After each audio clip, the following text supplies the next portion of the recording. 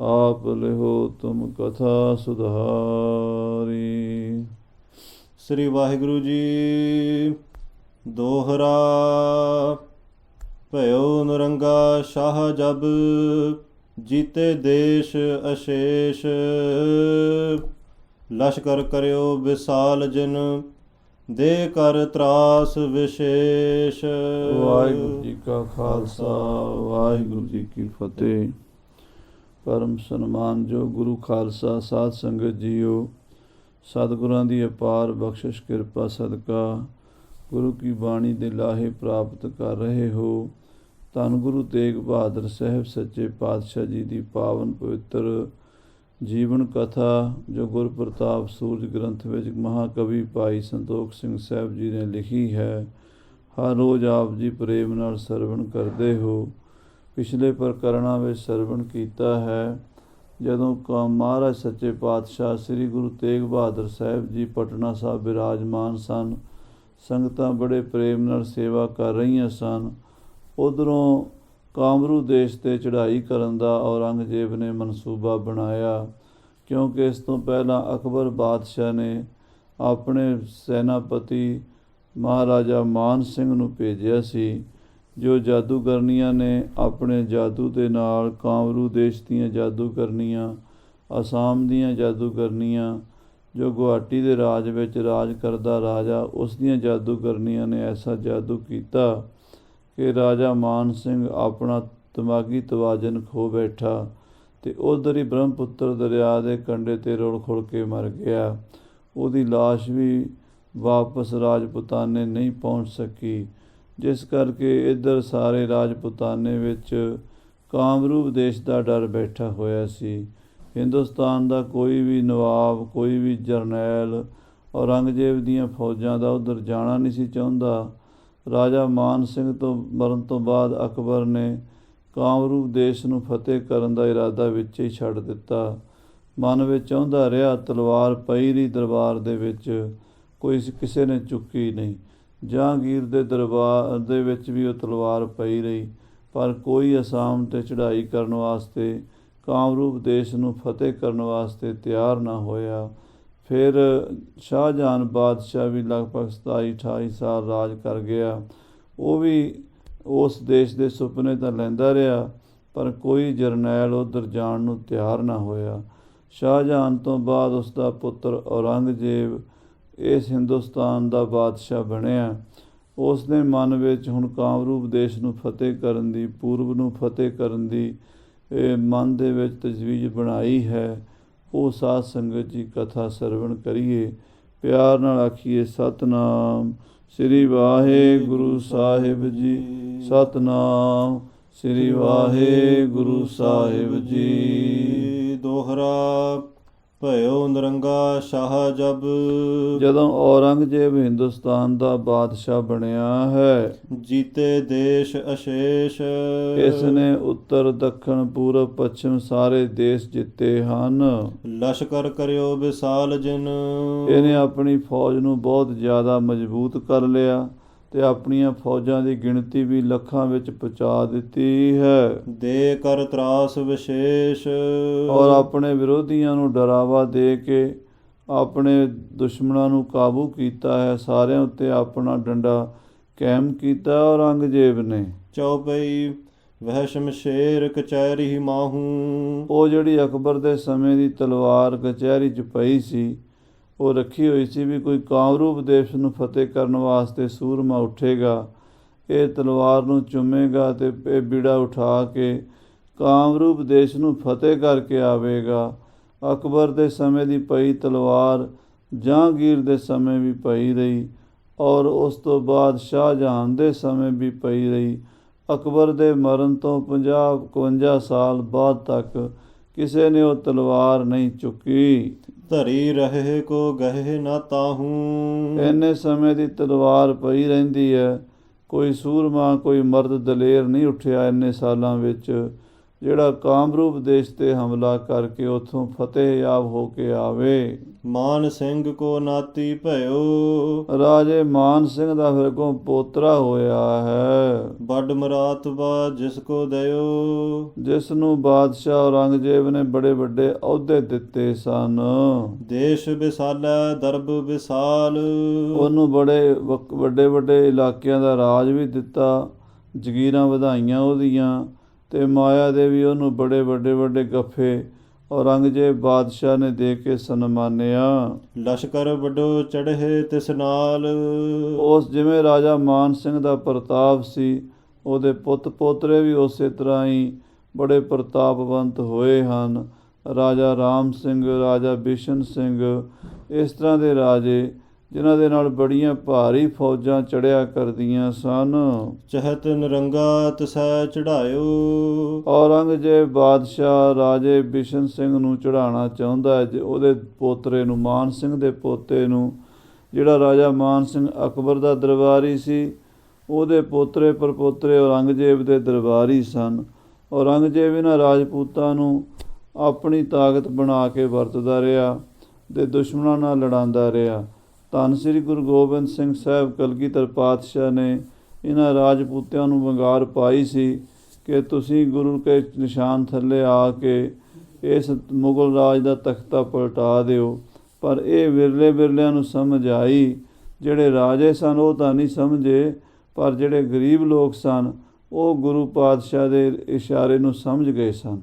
ਸੋ ਔਰੰਗਜ਼ੇਬ ਬਾਦਸ਼ਾਹ ਨੇ ਆਪਣੀ ਮੁਗਲੀਆ ਨੀਤੀ ਦੇ ਮੁਤਾਬਕ, ਹੁਣ ਜਿਵੇਂ ਕਿਸੇ ਜ਼ਮਾਨੇ 'ਚ ਅਕਬਰ ਨੇ ਮਾਨ ਸਿੰਘ ਨੂੰ ਮਰਵਾਉਣ ਵਾਸਤੇ ਉੱਧਰ ਭੇਜਿਆ ਸੀ, ਉਹਦੇ ਪੋਤਰੇ ਨੂੰ ਮਰਵਾਉਣ ਵਾਸਤੇ ਔਰੰਗਜ਼ੇਬ ਰਾਜਾ ਬਿਸ਼ਨ ਸਿੰਘ ਨੂੰ ਵੰਗਾਰਦਾ ਹੈ। ਸਾਦਰ ਦਲ ਬਲ ਦੇਤ ਵਢਾਇਓ, ਬੜੇ ਸਤਿਕਾਰ ਨਾਲ ਉਹਨੂੰ ਦਲ ਬਲ ਦੇ ਕੇ ਉਹਦਾ ਮਾਣ ਸਨਮਾਨ ਕੀਤਾ ਹੈ ਆਪਣੇ ਦਰਬਾਰ ਦੇ ਵਿੱਚ।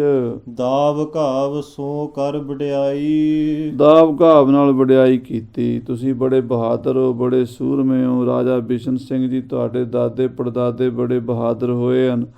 ਇੱਦਾਂ ਦੀਆਂ ਗੱਲਾਂ ਕਰਕੇ ਰਾਜੇ ਬਿਸ਼ਨ ਸਿੰਘ ਨੂੰ ਉਕਸਾਇਆ ਹੈ। ਕਹਿ ਕਰ ਤਿਸ ਤੇ ਸੋ ਉਠਵਾਈ, ਤੇ ਕਹਿ ਸੁਣ ਕੇ ਬਿਸ਼ਨ ਸਿੰਘ ਕੋਲੋਂ ਉਹ ਤਲਵਾਰ ਉਠਵਾ ਦਿੱਤੀ ਜਿਹੜੀ ਦਾਦੇ ਦੇ ਮਾਨ ਸਿੰਘ ਦੇ ਸਮੇਂ ਦੀ ਪਈ ਹੋਈ ਸੀ। ਆਦਰ ਦਰਬ ਦੀਨ ਬਹੁ ਤੇਰਾ, ਔਰ ਬਿਸ਼ਨ ਸਿੰਘ ਦਾ ਮਾਨ ਸਨਮਾਨ ਵੀ ਬਹੁਤ ਕੀਤਾ, ਆਦਰ ਵੀ ਬੜਾ ਕੀਤਾ ਹੈ। ਕਰਿਓ ਪਿਛਾਰੀ ਕਟਕ ਕਨੇਰਾ, ਤੇ ਬੜੀ ਭਾਰੀ ਫੌਜ ਰਾਜੇ ਦੇ ਨਾਲ ਬਾਦਸ਼ਾਹ ਔਰੰਗਜ਼ੇਬ ਨੇ ਕਾਮਰੂ ਦੇਸ਼ ਤੇ ਚੜ੍ਹਾਈ ਕਰਨ ਵਾਸਤੇ ਭੇਜੀ ਹੈ। ਸਦਾ ਆਫਰੀ ਕਹਿ ਕੈ ਸ਼ਾਹੂ, ਬਾਦਸ਼ਾਹ ਨੇ ਬਾਰ-ਬਾਰ ਸਦਾ ਆਫਰੀਨ ਕਹਿ ਕੇ ਤੇਰੀ ਜਿੱਤ ਹੋਵੇਗੀ, ਤੈਨੂੰ ਸ਼ਾਬਾਸ਼ ਹੈ, ਹੌਸਲਾ ਦਿੱਤਾ ਹੈ। ਚੜ ਬੈ ਕੋ ਦੀਨਸ ਉਤਸਾਹੂ, ਔਰ ਉਤਸ਼ਾਹ ਦਿੱਤਾ ਹੈ ਕਾਮਰੂ ਦੇਸ਼ ਤੇ ਚੜ੍ਹਾਈ ਕਰਨ ਦਾ। ਹਟਿਓ ਨਾ ਜਾਏ ਸ਼ਾਹ ਕੇ ਕਹੇ, ਭਾਵੇਂ ਬਾਦਸ਼ਾਹ ਔਰੰਗਜ਼ੇਬ ਚਾਹੁੰਦਾ ਸੀ ਵੀ ਇਹ ਜਾਵੇ ਉੱਧਰ, ਪਰ ਰਾਜਾ ਬਿਸ਼ਨ ਸਿੰਘ ਅੰਦਰੋਂ ਨਹੀਂ ਸੀ ਚਾਹੁੰਦਾ। ਉਹਨੂੰ ਪਤਾ ਸੀ ਮੇਰਾ ਦਾਦਾ ਉੱਧਰ ਗਿਆ, ਵਾਪਸ ਨਹੀਂ ਆਇਆ, ਤੇ ਜੇ ਮੈਂ ਉੱਧਰ ਜਾਵਾਂਗਾ ਜਾਦੂਗਰਨੀਆਂ ਮੇਰੇ ਨਾਲ ਪਤਾ ਨਹੀਂ ਕੀ ਕਰਨਗੀਆਂ। ਜਾਦੂ ਤੋਂ ਡਰਦਾ ਹੋਇਆ ਬਿਸ਼ਨ ਸਿੰਘ ਜਾਣਾ ਨਹੀਂ ਚਾਹੁੰਦਾ, ਪਰ ਬਾਦਸ਼ਾਹ ਦਾ ਕਿਹਾ ਵੀ ਨਹੀਂ ਮੋੜ ਸਕਦਾ। ਹਟੇ ਨਾ ਜਾਏ ਸ਼ਾਹ ਕੇ ਕਹੇ, ਬਾਦਸ਼ਾਹ ਦੇ ਕਹੇ ਨੂੰ ਮੋੜ ਕੇ ਰਹਿ ਨਹੀਂ ਸਕਦਾ, ਜਾਣਾ ਹੀ ਪਵੇਗਾ। ਮਰਨ ਮਾਨ ਕੈ ਸੋ ਅਸ ਗਹੇ, ਹੁਣ ਆਪਣੀ ਮੌਤ ਦਾ ਸਮਾਂ ਆ ਗਿਆ ਹੈ। ਇਹ ਜਾਣ ਕੇ ਰਾਜੇ ਮਾਨ ਸਿੰਘ ਨੇ ਤਲਵਾਰ ਦੇ ਮੁੱਠੇ ਨੂੰ ਹੱਥ ਪਾਇਆ। ਰੁਖਸਦ ਹੋਏ ਸ਼ਾਹ ਤੇ ਚਲਿਓ, ਬਾਦਸ਼ਾਹ ਕੋਲੋਂ ਵਿਦਾਇਗੀ ਲੈ ਕੇ ਬਾਦਸ਼ਾਹ ਔਰੰਗਜ਼ੇਬ ਤੋਂ ਸਾਰੀਆਂ ਤਾਕਤਾਂ ਪਾਵਰਾਂ ਲੈ ਕੇ ਰਾਜਾ ਬਿਸ਼ਨ ਸਿੰਘ ਤੁਰਿਆ ਹੈ। ਆਏ ਜੋਧਪੁਰ ਸਭ ਸੋ ਮਿਲਿਓ, ਜੈਪੁਰ ਜੋਧਪੁਰ ਦੀਆਂ ਰਿਆਸਤਾਂ ਦੇ ਵਿੱਚ ਆ ਕੇ ਆਪਣੇ ਰਾਜਪੂਤ ਭਾਈਆਂ ਨੂੰ ਮਿਲਿਆ ਹੈ। ਦੇਸ਼ ਕਾਵਰੂ ਕਰਨ ਚੜ੍ਹਾਈ, ਤੇ ਆਪਣੀ ਬਰਾਦਰੀ ਦੇ ਸੂਰਬੀਰਾਂ ਨੂੰ ਇਕੱਠੇ ਕਰਕੇ ਉਹਨਾਂ ਨੂੰ ਕਿਹਾ ਹੈ ਕਿ ਆਪਣੀ ਡਿਊਟੀ ਲੱਗੀ ਹੈ, ਆਪਾਂ ਕਾਮਰੂਪ ਦੇਸ਼ ਤੇ ਚੜ੍ਹਾਈ ਕਰਨੀ ਹੈ। ਅਸਾਮ ਵਾਲੇ ਪਾਸੇ ਜਾ ਕੇ ਮੋਰਚਾ ਫਤਿਹ ਕਰਨਾ ਹੈ। ਜਬ ਆਪਣੇ ਪਰਿਵਾਰ ਸੁਨਾਈ, ਜਦੋਂ ਕਾਮਰੂਪ ਦੇਸ਼ ਤੇ ਜਾਣ ਦੀ ਗੱਲ ਰਾਜੇ ਬਿਸ਼ਨ ਸਿੰਘ ਨੇ ਆਪਣੀ ਮਾਂ ਨੂੰ ਤੇ ਆਪਣੇ ਪਰਿਵਾਰ ਦੇ ਜੀਆਂ ਨੂੰ ਦੱਸੀ ਹੈ। ਮਹਾ ਸ਼ੋਕ ਹੋਏ ਸਰ ਰਣਵਾਸੂ। ਕਹਿੰਦੇ ਰਣਵਾਸ ਦੇ ਵਿੱਚ ਬੜਾ ਭਾਰੀ ਸ਼ੋਕ ਹੋਇਆ, ਬੜਾ ਦੁੱਖ ਹੋਇਆ। ਸਾਰੀਆਂ ਰਾਣੀਆਂ ਤੇ ਉਸ ਦੀ ਮਾਤਾ ਚਿੰਤਾ 'ਚ ਪੈ ਗਏ। ਰੋਦਨ ਉੱਚੇ ਕਰਤ ਪ੍ਰਕਾਸ਼ੂ। ਰਾਜੇ ਬਿਸ਼ਨ ਸਿੰਘ ਦਾ ਪਰਿਵਾਰ ਰੋਂਦਾ ਹੈ, ਉਹਦੀਆਂ ਰਾਣੀਆਂ, ਉਹਦੀ ਮਾਤਾ, ਉਹਦੇ ਪਰਿਵਾਰ ਦੇ ਜੀ ਉੱਚੀ ਉੱਚੀ ਰੋਣ ਲੱਗ ਪਏ। ਹਾਥਨ ਤਲਸੋਂ ਪੀਟ ਹੈ ਸਿਰ ਕੋ। ਕਹਿੰਦੇ ਰਾਣੀਆਂ ਹੱਥਾਂ ਦੇ ਨਾਲ ਮੱਥਾ ਪਿੱਟਦੀਆਂ ਹਨ, ਆਪਣੇ ਸਰੀਰ ਨੂੰ ਕਸ਼ਟ ਦਿੰਦੀਆਂ ਹਨ। ਉਹਨਾਂ ਨੂੰ ਇੱਦਾਂ ਲੱਗਦਾ ਬਸ ਹੁਣ ਰਾਜਾ ਬਿਸ਼ਨ ਸਿੰਘ ਨਹੀਂ ਬਚ ਸਕਦਾ। ਔਰੰਗਜ਼ੇਬ ਨੇ ਸਾਨੂੰ ਕਸੂਤੀ ਪਰਿਸਥਿਤੀ 'ਚ ਫਸਾ ਦਿੱਤਾ ਹੈ। ਜੇ ਰਹਿੰਦੇ ਆ ਤਾਂ ਵੀ ਮਰਦੇ ਆ, ਜੇ ਜੰਗ ਨੂੰ ਜਾਂਦੇ ਆ ਤਾਂ ਵੀ ਮਰਦੇ ਆ। ਇਸ ਕਰਕੇ ਰਾਜੇ ਦੀਆਂ ਰਾਣੀਆਂ ਤੇ ਰਾਜੇ ਦੀ ਮਾਤਾ ਬਿਰਲਾਪ ਕਰਦੀ ਹੈ। ਸਕਲ ਹਿਤੂ ਰੋਦਤ ਮਿਲ ਕਰ ਸੋ। ਕਹਿੰਦੇ ਸਾਰੇ ਉਹਦੇ ਮਿੱਤਰ ਦੋਸਤ ਵੀ ਰੋਂਦੇ ਹਨ, ਵਜ਼ੀਰ ਮੰਤਰੀ ਵੀ ਰੋਂਦੇ ਹਨ। ਭੂਪਤ ਬਿਸ਼ਨ ਸਿੰਘ ਕੀ ਮਾਤ। ਰਾਜੇ ਬਿਸ਼ਨ ਸਿੰਘ ਦੀ ਮਾਂ ਜਿਹੜੀ ਸਿਆਣੀ ਬਜ਼ੁਰਗ ਮਾਤਾ ਹੈ, ਬਿਰਲਾ ਪਤ ਉੱਚੇ ਬਿਲ ਲਾਤ। ਉਹ ਬੜਾ ਬਿਰਲਾਪ ਕਰਦੀ ਹੈ, ਮੇਰਾ ਪੁੱਤਰ ਬਿਸ਼ਨ ਸਿੰਘ ਕਿਹੜੀ ਮੌਤ ਦੇ ਮੂੰਹ 'ਚ ਪੈਣ ਚੱਲਿਆ ਹੈ। ਔਰੰਗਜ਼ੇਬ ਪਾਪੀ ਨੇ ਮੇਰੇ ਪੁੱਤਰ ਨੂੰ ਕਿਹੜੀ ਮੁਹਿੰਮ 'ਤੇ ਤੋਰ ਦਿੱਤਾ ਹੈ। ਜਿੱਥੋਂ ਇਹਦਾ ਦਾਦਾ ਵਾਪਸ ਨਹੀਂ ਸੀ ਆਇਆ, ਇਹ ਵਿਚਾਰਾ ਉੱਧਰ ਹੀ ਚੱਲਿਆ ਹੈ।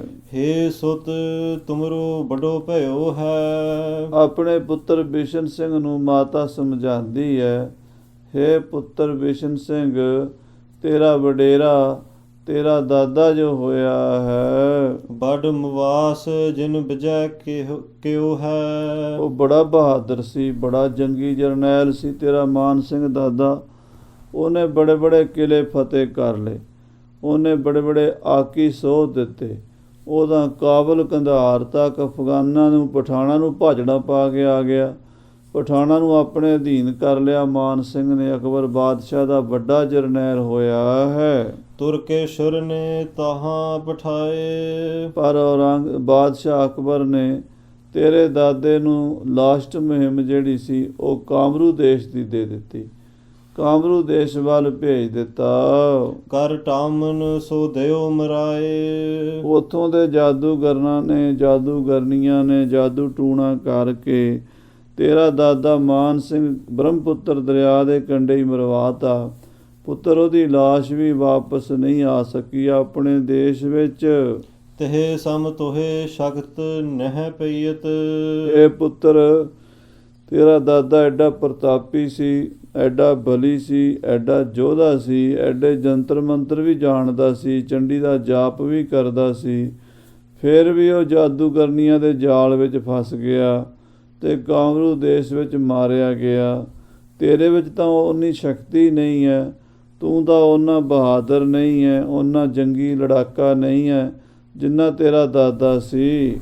ਕਿਮ ਜੀਤ ਹੈ ਇਹ ਨਹੀਂ ਲਖਈਤ। ਮੈਨੂੰ ਪੁੱਤਰ ਤੇਰੇ ਜਿੱਤਣ ਵਿੱਚ ਸ਼ੰਕਾ ਜਾਪਦਾ ਹੈ। ਤੂੰ ਕਿਵੇਂ ਜਿੱਤੇਗਾ ਜੇ ਤੇਰਾ ਦਾਦਾ ਨਹੀਂ ਜਿੱਤ ਕੇ ਵਾਪਸ ਆਇਆ?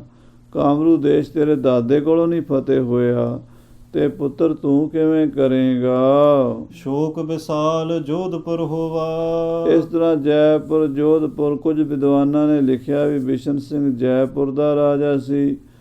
ਭਾਈ ਸੰਤੋਖ ਸਿੰਘ ਜੀ ਨੇ ਲਿਖਿਆ ਵੀ ਜੋਧਪੁਰ ਦਾ ਸੀ। ਸੋ ਐਸਾ ਕਈ ਵਾਰੀ ਇਤਿਹਾਸਕ ਤੌਰ 'ਤੇ ਭੁਲੇਖਾ ਪੈ ਜਾਂਦਾ ਹੈ, ਸਮੇਂ ਦੀ ਦੂਰੀ ਕਰਕੇ, ਸਥਾਨ ਦੀ ਦੂਰੀ ਕਰਕੇ ਸਹੀ ਇਨਫੋਰਮੇਸ਼ਨ ਕਈ ਵਾਰੀ ਨਹੀਂ ਪਹੁੰਚਦੀ। ਸੋ ਆਪਾਂ ਵਿਵਾਦ ਵਿੱਚ ਨਹੀਂ ਪੈਣਾ। ਸਾਡਾ ਮਕਸਦ ਤਾਂ ਗੁਰੂ ਤੇਗ ਬਹਾਦਰ ਸਾਹਿਬ ਜੀ ਦੀ ਮਹਿਮਾ ਸੁਣਨ ਦਾ ਹੈ। ਸੋ ਰਾਜਾ ਆਪਣੀ ਨਗਰੀ ਜੈਪੁਰ, ਜੋਧਪੁਰ ਚਲਾ ਗਿਆ। ਬਿਸ਼ਨ ਸਿੰਘ ਜਨ ਮ੍ਰਿਤ ਹੀ ਜੋਵਾ। ਰਾਜਾ ਬਿਸ਼ਨ ਸਿੰਘ ਨੂੰ ਇੱਦਾਂ ਲੱਗਦਾ ਵੀ ਜਿਵੇਂ ਹੁਣ ਮੌਤ ਆਈ ਖੜੀ ਹੈ। ਉਹਦੇ ਪਰਿਵਾਰ ਦੇ ਜੀਅ ਵੀ ਇੱਦਾਂ ਸੋਚਦੇ ਹੈ ਵੀ ਹੁਣ ਰਾਜੇ ਬਿਸ਼ਨ ਸਿੰਘ ਦਾ ਬਹੁਤਾ ਸਮਾਂ ਨਹੀਂ ਹੈ। ਜਦੋਂ ਹੀ ਇਹ ਕਾਮਰੂਪ ਦੇਸ਼ ਜਾਏਗਾ ਉੱਥੋਂ ਇਹਦੇ ਮਰਨ ਦੀ ਖਬਰ ਹੀ ਆਵੇਗੀ। ਜੀਵਨ ਜਤਨ ਨਾ ਪਾਵਤ ਸੋਊ। ਕਹਿੰਦੇ ਹੁਣ ਜਿੱਤਣ ਦੇ ਤੇ ਜੀਵਨ ਦੇ ਯਤਨ ਤਾਂ ਨਜ਼ਰ ਨਹੀਂ ਆਉਂਦੇ। ਨਾ ਤਾਂ ਜ਼ਿੰਦਗੀ ਬਚੇਗੀ ਤੇ ਨਾ ਹੀ ਜਿੱਤ ਹਾਸਲ ਹੋਵੇਗੀ। ਇਹ ਰਾਜਾ ਬਿਸ਼ਨ ਸਿੰਘ ਨੂੰ ਅਹਿਸਾਸ ਹੋ ਚੁੱਕਾ ਹੈ। ਭਏ ਸੋਚ ਵਸ਼ ਤਹਿ ਸਭ ਕੋ। ਜੈਪੁਰ ਜੋਧਪੁਰ ਦੇ ਰਾਜਪੂਤਾਨੇ ਵਿੱਚ, ਰਾਜਸਥਾਨ ਵਿੱਚ ਬੜੀ ਚਿੰਤਾ ਦੀ ਲਹਿਰ ਦੌੜੀ ਹੈ। ਹੁਣ ਰਾਜਾ ਬਿਸ਼ਨ ਸਿੰਘ ਦੀ ਜਾਨ ਨੂੰ ਵੀ ਖਤਰਾ ਹੈ ਤੇ ਰਾਜਪੂਤਾਨੇ ਦੇ ਹਜ਼ਾਰਾਂ ਸੂਰਮੇ ਵੀ ਉੱਧਰ ਜਾ ਕੇ ਮਾਰੇ ਜਾਣਗੇ। ਜਿੱਤ ਫਿਰ ਵੀ ਹਾਸਲ ਨਹੀਂ ਹੋਵੇਗੀ ਤੇ ਬਦਨਾਮੀ ਹੋਵੇਗੀ। ਖਾਨ ਪਾਨ ਮਨ ਤੇ ਬਿਸਰਾਇਸ। ਰਾਜੇ ਮਾਨ ਸਿੰਘ ਨੂੰ ਰੋਟੀ ਨਹੀਂ ਚੰਗੀ ਲੱਗਦੀ, ਬੁਰਕੀ ਅੰਦਰ ਨਹੀਂ ਲੰਘਦੀ। ਮੌਤ ਸਾਹਮਣੇ ਹੋਵੇ ਫਿਰ ਕੁਛ ਵੀ ਚੰਗਾ ਨਹੀਂ ਲੱਗਦਾ। ਖਾਣਾ ਪਹਿਨਣਾ, ਹੱਸਣਾ ਖੇਡਣਾ ਰਾਜੇ ਦਾ ਸਭ ਚਲਾ ਗਿਆ ਹੈ। ਸ਼ੋਕ ਚਿੰਤ ਤੇ ਚਿਤ ਵਿਕਲਾਇਸ। ਕਹਿੰਦੇ ਸ਼ੋਕਾਤੁਰ ਹੋਇਆ, ਚਿੰਤਾ ਦੇ ਨਾਲ ਵਿਆਕੁਲ ਹੋਇਆ ਰਾਜਾ ਮਾਨ ਸਿੰਘ। ਬਿਸ਼ਨ ਸਿੰਘ ਕੀ ਇੱਕ ਪਟਰਾਨੀ। ਰਾਜੇ ਬਿਸ਼ਨ ਸਿੰਘ ਦੀ ਇੱਕ ਰਾਣੀ ਸੀ, ਜੋ ਬਿਸ਼ਨ ਸਿੰਘ ਮਾਨ ਸਿੰਘ ਦਾ ਪੋਤਾ ਹੈ। ਉਹ ਸਾਧ ਸੰਗਤ ਜੀ ਬੜਾ ਚਿੰਤਤ ਹੈ ਤੇ ਉਹਦੀ ਜਿਹੜੀ ਪਟਰਾਣੀ ਹੈ, ਕਿਛ ਗੁਰ ਮਹਿਮਾ ਕੋ ਤਿਨ ਜਾਨੀ। ਉਹਨੂੰ ਕੁਛ ਗੁਰੂ ਘਰ ਦੀ ਮਹਿਮਾ ਦਾ ਪਤਾ ਸੀ। ਉਹ ਕੋਈ ਧਾਰਮਿਕ ਖਿਆਲਾਂ ਦੀ ਸੀ, ਪੂਜਾ ਪਾਠ ਕਰਨ ਵਾਲੀ ਸੀ ਤੇ ਇਸ ਇਲਾਕੇ ਵਿੱਚ ਮਹਾਰਾਜ ਸਾਹਿਬ ਸ੍ਰੀ ਗੁਰੂ ਹਰਗੋਬਿੰਦ ਸਾਹਿਬ ਜੀ ਨੇ ਜਦੋਂ ਗਵਾਲੀਅਰ ਦੇ ਰਾਜ ਦੇ ਵਿੱਚ ਆ ਕੇ ਚਰਨ ਪਾਏ ਤੇ ਗਵਾਲੀਅਰ ਦੇ ਰਾਜ ਵਿੱਚੋਂ, ਕਿਲੇ ਵਿੱਚੋਂ 52 ਰਾਜੇ ਛੁਡਾਏ, ਉਹਦੇ ਨਾਲ ਵੀ ਰਾਜਪੂਤਾਨੇ ਦੇ ਰਾਜਿਆਂ ਵਿੱਚ ਗੁਰੂ ਸਾਹਿਬ ਦਾ ਜਸ ਫੈਲਿਆ। ਤੋ ਫਿਰ ਸਾਹਿਬ ਸ੍ਰੀ ਗੁਰੂ ਮਹਾਰਾਜ ਗੁਰੂ ਹਰਿਰਾਏ ਸਾਹਿਬ ਦੇ ਸਮੇਂ ਵੀ ਰਾਜਪੂਤਾਨੇ ਰਾਜਿਆਂ ਨੂੰ ਖਬਰ ਮਿਲੀ ਕਿ ਗੁਰੂ ਸਾਹਿਬ ਧਰਮ ਦੇ ਰਾਖੇ ਹਨ। ਫਿਰ ਗੁਰੂ ਸਾਹਿਬ ਗੁਰੂ ਹਰਕ੍ਰਿਸ਼ਨ ਸਾਹਿਬ ਜੀ ਬੰਗਲਾ ਸਾਹਿਬ ਰਾਜੇ ਜੈ ਸਿੰਘ ਦੇ ਕੋਲ ਜਦੋਂ ਠਹਿਰੇ ਹਨ, ਉਸ ਕਰਕੇ ਵੀ ਗੁਰੂ ਘਰ ਦੀ ਮਹਿਮਾ ਬਹੁਤ ਪਸਰੀ ਰਾਜਪੂਤਾਨੇ ਵਿੱਚ। ਗੁਰੂ ਨਾਨਕ ਦੇਵ ਜੀ ਵੀ ਰਾਜਪੂਤਾਨੇ 'ਚ ਗਏ ਸਨ। ਰਾਜਪੂਤਾਨੇ ਜਦੋਂ ਮਹਾਰਾਜ ਗਏ ਤਾਂ ਉਸ ਵੇਲੇ ਰਾਜਪੂਤਾਂ ਦੇ ਕਾਰੀਗਰ ਸ਼ਿਕਲੀਗਰ ਮਿਲੇ ਸਨ। ਸ਼ਿਕਲੀਗਰਾਂ ਨੇ ਮਹਾਰਾਜ ਦੇ ਦਰਸ਼ਨ ਕੀਤੇ ਤੇ ਆਪਣੇ ਸ਼ਸਤਰ ਭੇਟਾ ਕੀਤੇ ਬਣਾ ਕੇ। ਗੁਰੂ ਨਾਨਕ ਦੇਵ ਜੀ ਮਹਾਰਾਜ ਕਹਿੰਦੇ, ਭਾਈ ਅਜੇ ਸਮਾਂ ਨਹੀਂ ਆਇਆ ਤੁਹਾਡੇ ਸ਼ਸਤਰ ਪ੍ਰਵਾਨ ਕਰਨ ਦਾ। ਜਦੋਂ 6ਵਾਂ ਜਾਮਾ ਧਾਰਨ ਕਰਾਂਗੇ, ਉਸ 6ਵੇਂ ਜਾਮੇ 'ਚ ਤੁਹਾਡੇ ਬਣਾਏ ਹੋਏ ਸ਼ਸਤਰ ਅਸੀਂ ਅੰਗੀਕਾਰ ਕਰ ਲਵਾਂਗੇ। ਫਿਰ ਉਹੀ ਸ਼ਿਕਲੀਗਰ ਮਹਾਰਾਜ ਗੁਰੂ ਹਰਗੋਬਿੰਦ ਸਾਹਿਬ ਨੂੰ ਸ਼ਸਤਰ ਬਣਾ ਕੇ ਦਿੰਦੇ ਰਹੇ। ਉਹਨਾਂ ਸ਼ਿਕਲੀਗਰਾਂ ਨੇ ਹੀ ਫਿਰ ਸ੍ਰੀ ਗੁਰੂ ਗੋਬਿੰਦ ਸਿੰਘ ਮਹਾਰਾਜ ਜੀ ਦੀ ਸ਼ਸਤਰਾਂ ਨਾਲ ਸੇਵਾ ਕੀਤੀ ਹੈ। ਸੋ ਰਾਜਪੂਤਾਨੇ ਦੇ ਵਿੱਚ, ਸਾਰੇ ਦੇਸ਼ ਦੇ ਵਿੱਚ ਕੁਛ ਨਾ ਕੁਛ ਗੁਰੂ ਘਰ ਦਾ ਜਸ ਜਿਹੜਾ ਹੈ ਉਹ ਪਹਿਲੇ ਗੁਰੂ ਸਾਹਿਬ ਤੋਂ ਹੀ ਸ਼ੁਰੂ ਹੋ ਗਿਆ ਸੀ ਪਸਰਨਾ। ਫਿਰ 6ਵੇਂ ਪਾਤਸ਼ਾਹ ਦੇ ਸਮੇਂ ਤਾਂ ਬਹੁਤ ਮਹਿਮਾ ਪਸਰੀ। ਫਿਰ ਗੁਰੂ 7ਵੇਂ ਪਾਤਸ਼ਾਹ, 8ਵੇਂ ਪਾਤਸ਼ਾਹ, ਹੁਣ 9ਵੇਂ ਪਾਤਸ਼ਾਹ ਦਾ ਸਮਾਂ ਆਇਆ ਤਾਂ ਰਾਜਪੂਤਾਨੇ ਦੀ ਰਾਣੀ ਬਿਸ਼ਨ ਸਿੰਘ ਦੀ ਪਟਰਾਣੀ ਜਿਹੜੀ ਹੈ, ਉਹਨੂੰ ਪਤਾ ਲੱਗਾ, ਉਹਨੂੰ ਯਾਦ ਆਇਆ, ਉਹਦੇ ਮਨ 'ਚ ਖਿਆਲ ਆਇਆ, ਨਿਜ ਨਹਿਰ ਕੇ ਵਾਸ ਕਰੰਤੀ। ਉਹ ਆਪਣੇ ਪਰਿਵਾਰ ਵਿੱਚ ਵਸਦੀ ਸੀ, ਆਪਣੇ ਨਹਿਰ ਦੇ ਵਿੱਚ ਰਹਿ ਕੇ ਗੁਰਬਾਣੀ ਵੀ ਸੁਣਦੀ ਸੀ। ਤਹਾਂ ਰਹਿਤ ਇਹ ਸਕਲ ਸੁਨੰਤੀ। ਜਦੋਂ ਆਪਣੇ ਪੇਕੇ ਘਰ ਵਿੱਚ ਸੀ ਤਾਂ ਉਸਨੇ ਗੁਰੂ ਮਹਾਰਾਜ 6ਵੇਂ ਪਾਤਸ਼ਾਹ ਦੇ ਪ੍ਰਸੰਗ ਸੁਣੇ ਸਨ ਬਚਪਨ ਵਿੱਚ। ਸ੍ਰੀ ਹਰਗੋਬਿੰਦ ਦੁਰਗ ਮੁਝਾਰੇ। ਉਹਨੇ ਸੁਣਿਆ ਸੀ ਰਾਜਪੂਤਾਨੇ ਦੇ ਵਿੱਚ ਕਿ ਗੁਰੂ ਹਰਗੋਬਿੰਦ ਸਾਹਿਬ ਗਵਾਲੀਅਰ ਦੇ ਕਿਲੇ ਵਿੱਚ ਰਹੇ ਹਨ। ਨ੍ਰਿਪਤ 52 ਵਹਿਰ ਨਿਕਾਰੇ। ਤੇ 52 ਰਾਜੇ ਮਹਾਰਾਜ ਨੇ ਉੱਥੋਂ ਗਵਾਲੀਅਰ ਦੇ ਕਿਲੇ 'ਚੋਂ ਬਾਹਰ ਕੱਢੇ ਹਨ। ਬੰਦੀ ਛੋੜ ਸਤਿਗੁਰੂ 6ਵੇਂ ਪਾਤਸ਼ਾਹ, ਸਤਿਗੁਰ ਬੰਦੀ ਛੋੜ ਹੈ ਬੰਧਨ ਮੁਕਤ ਕਰੈ ਉਡੀਣਾ। ਮਹਾਰਾਜ ਗੁਰੂ ਸਾਹਿਬ 6ਵੇਂ ਪਾਤਸ਼ਾਹ ਜੀ ਨੇ, ਸਤਿਗੁਰੂ ਹਰਗੋਬਿੰਦ ਸਾਹਿਬ ਜੀ ਨੇ 52 ਰਾਜੇ ਆਪਣੇ ਚੋਲੇ ਦੀਆਂ ਕਲੀਆਂ ਫੜਾ ਕੇ ਕੱਢੇ, ਰਿਹਾ ਕਰਾਏ ਗਵਾਲੀਅਰ ਦੇ ਕਿਲੇ ਵਿੱਚੋਂ। ਮਰਨ ਪ੍ਰਜੰਤ ਕੈਦ ਜਿਨ ਕੇਰੀ। ਉਹਨਾਂ ਦੀ ਮੌਤ ਪਰਯੰਤ ਕੈਦ ਸੀ। ਜੇ ਭਾਵ ਮਰ ਜਾਣ ਤਾਂ ਉਹਨਾਂ ਦੀ ਲਾਸ਼ ਗਵਾਲੀਅਰ ਦੇ ਕਿਲੇ 'ਚੋਂ ਬਾਹਰ ਨਹੀਂ ਆਵੇਗੀ। ਉਹਨਾਂ ਦਾ ਸੰਸਕਾਰ ਅੰਦਰ ਹੀ ਹੋਵੇਗਾ, ਉਹਨਾਂ ਦੀ ਕਬਰ ਅੰਦਰ ਹੀ ਬਣੇਗੀ। ਉਹ ਜਿਹੜੇ ਹਿੰਦੂ ਜਾਂ ਮੁਸਲਮਾਨ ਰਾਜੇ ਨਵਾਬ 52 ਦੀ ਗਿਣਤੀ ਵਿੱਚ ਕੈਦ ਸਨ। ਸਰਬ ਛੁਟਾਏ ਦੀਨ ਤਿਸ ਬੇਰੀ। ਉਹਨਾਂ ਉਮਰ ਕੈਦੀਆਂ ਨੂੰ ਧੰਨ ਗੁਰੂ ਹਰਗੋਬਿੰਦ ਸਾਹਿਬ ਮਹਾਰਾਜ ਬੰਦੀ ਛੋੜ ਦਾਤਾ ਜੀ ਛੁਡਾ ਕੇ ਲਿਆਏ। ਤਬ ਕੀ ਸ੍ਰੀ ਗੁਰ ਮਹਿਮਾ ਪੂਤ। ਇਸ ਕਰਕੇ ਗੁਰੂ ਸਾਹਿਬ ਜੀ ਦੀ ਮਹਾਨ ਪਵਿੱਤਰ ਮਹਿਮਾ ਸਾਰੇ ਹਿੰਦੁਸਤਾਨ 'ਚ ਪਸਰ ਗਈ। ਉਹ 52 ਰਾਜੇ ਜਿੱਥੇ ਜਿੱਥੇ ਵੀ ਗਏ ਉਹਨਾਂ ਨੇ ਆਪਣੇ ਆਪਣੇ ਰਾਜ ਵਿੱਚ ਜਾ ਕੇ ਗੁਰੂ ਘਰ ਦੀ ਵਡਿਆਈ ਦਾ ਵਿਖਿਆਨ ਕੀਤਾ। ਪਸਰੀ ਬਹੁਤ ਦੇਸ਼ ਰਜਪੂਤ। ਰਾਜਪੂਤਾਂ ਦੇ ਦੇਸ਼ ਖਾਸ ਕਰਕੇ, ਕਿਉਂਕਿ ਬਾਦਸ਼ਾਹ ਜਹਾਂਗੀਰ ਨੇ ਰਾਜਪੂਤ ਰਾਜੇ ਹੀ ਜ਼ਿਆਦਾ ਕੈਦ ਕੀਤੇ ਸਨ। ਕਿਉਂਕਿ ਰਾਜਪੂਤ ਜਿਹੜੇ ਸਨ ਮਜਬੂਰੀ ਵਸ ਮੁਗਲਾਂ ਦੇ ਨਾਲ ਸੁਲ੍ਹਾ ਕਰਦੇ ਸਨ। ਅੰਦਰੋਂ ਉਹ ਚਾਹੁੰਦੇ ਸਨ ਵੀ ਅਸੀਂ ਇਹਨਾਂ ਤੋਂ ਆਜ਼ਾਦ ਹੋਈਏ। ਰਾਣਾ ਸਾਂਗਾ ਸੰਗਰਾਮ ਸਿੰਘ ਦਾ ਇਤਿਹਾਸ ਮਿਲਦਾ ਹੈ। ਪ੍ਰਿਥਵੀ ਰਾਜ ਚੌਹਾਨ ਦਾ ਇਤਿਹਾਸ ਮਿਲਦਾ ਹੈ। ਸਾਂਗੇ ਦੇ ਪੋਤਰੇ ਮਹਾਰਾਣਾ ਪ੍ਰਤਾਪ ਦਾ। ਇਹ ਸਾਰੇ ਬਾਗੀ ਰਹੇ ਹਨ। ਇਸ ਤਰ੍ਹਾਂ ਹੋਰ ਵੀ ਕਈ ਰਾਜੇ ਸਨ ਜਿਹੜੇ ਬਾਦਸ਼ਾਹ ਨੂੰ ਚੰਗਾ ਨਹੀਂ ਸੀ ਸਮਝਦੇ ਅਤੇ ਬਗਾਵਤ ਕਰ ਦਿੰਦੇ ਸਨ। ਅਤੇ ਮੁਗਲ ਬਾਦਸ਼ਾਹ ਉਹਨਾਂ ਦੀ ਬਗਾਵਤ ਨੂੰ ਦਬਾ ਕੇ ਉਹਨਾਂ ਨੂੰ ਗਵਾਲੀਅਰ ਦੇ ਕਿਲ੍ਹੇ 'ਚ ਕੈਦ ਕਰ ਦਿੰਦਾ ਸੀ। ਸੋ ਗੁਰੂ ਸਾਹਿਬ ਜੀ ਨੇ ਇਹਨਾਂ 52 ਰਾਜਿਆਂ ਨੂੰ ਜਦੋਂ ਛੁਡਾਇਆ ਤਾਂ ਰਾਜਪੂਤਾਨੇ 'ਚ ਗੁਰੂ ਹਰਗੋਬਿੰਦ ਸਾਹਿਬ ਦੀ ਮਹਿਮਾ ਬਹੁਤ ਪਸਰ ਗਈ। ਕਰਾਮਾਤ ਸਾਹਿਬ ਅਵਤਾਰ। ਰਾਜਪੂਤਾਂ ਰਾਜਿਆਂ ਨੂੰ ਪਤਾ ਲੱਗਾ ਕਿ ਧੰਨ ਗੁਰੂ ਨਾਨਕ ਦੇਵ ਜੀ ਮਹਾਰਾਜ ਦੀ ਗੱਦੀ ਦੇ ਮਾਲਕ, ਮੀਰੀਆਂ ਔਰ ਪੀਰੀਆਂ ਦੇ ਮਾਲਕ, 6ਵੇਂ ਪਾਤਸ਼ਾਹ ਕਰਾਮਾਤਾਂ ਦੇ ਧਨੀ ਹਨ। ਪਰਮੇਸ਼ਰ ਦਾ ਸਾਹਿਬ ਅਕਾਲ ਪੁਰਖ ਨਿਰੰਕਾਰ ਦਾ ਅਵਤਾਰ ਹਨ। ਆਪ ਨਾਰਾਇਣ ਕਲਾ ਧਾਰ ਜਗ ਮੈਂ ਪਰਵਰਿਓ। ਨਿਰੰਕਾਰ ਆਕਾਰ ਜੋਤ ਜਗ ਮੰਡਲ ਕਰਿਓ। 5 ਪਿਆਲੇ 5 ਪੀਰ, ਛਟਮ ਪੀਰ ਬੈਠਾ ਗੁਰ ਭਾਰੀ। ਅਰਜਨ ਕਾਇਆ ਪਲਟ ਕੈ ਮੂਰਤ ਹਰਗੋਬਿੰਦ ਸਵਾਰੀ। ਚੱਲੀ ਪੀੜੀ ਸੋਢੀਆਂ ਰੂਪ ਦਿਖਾਵਣ ਵਾਰੋ ਵਾਰੀ। ਦਲ ਭੰਜਨ ਗੁਰ ਸੂਰਮਾ ਬੜ ਜੋਧਾ ਬਹੁ ਪਰਉਪਕਾਰੀ।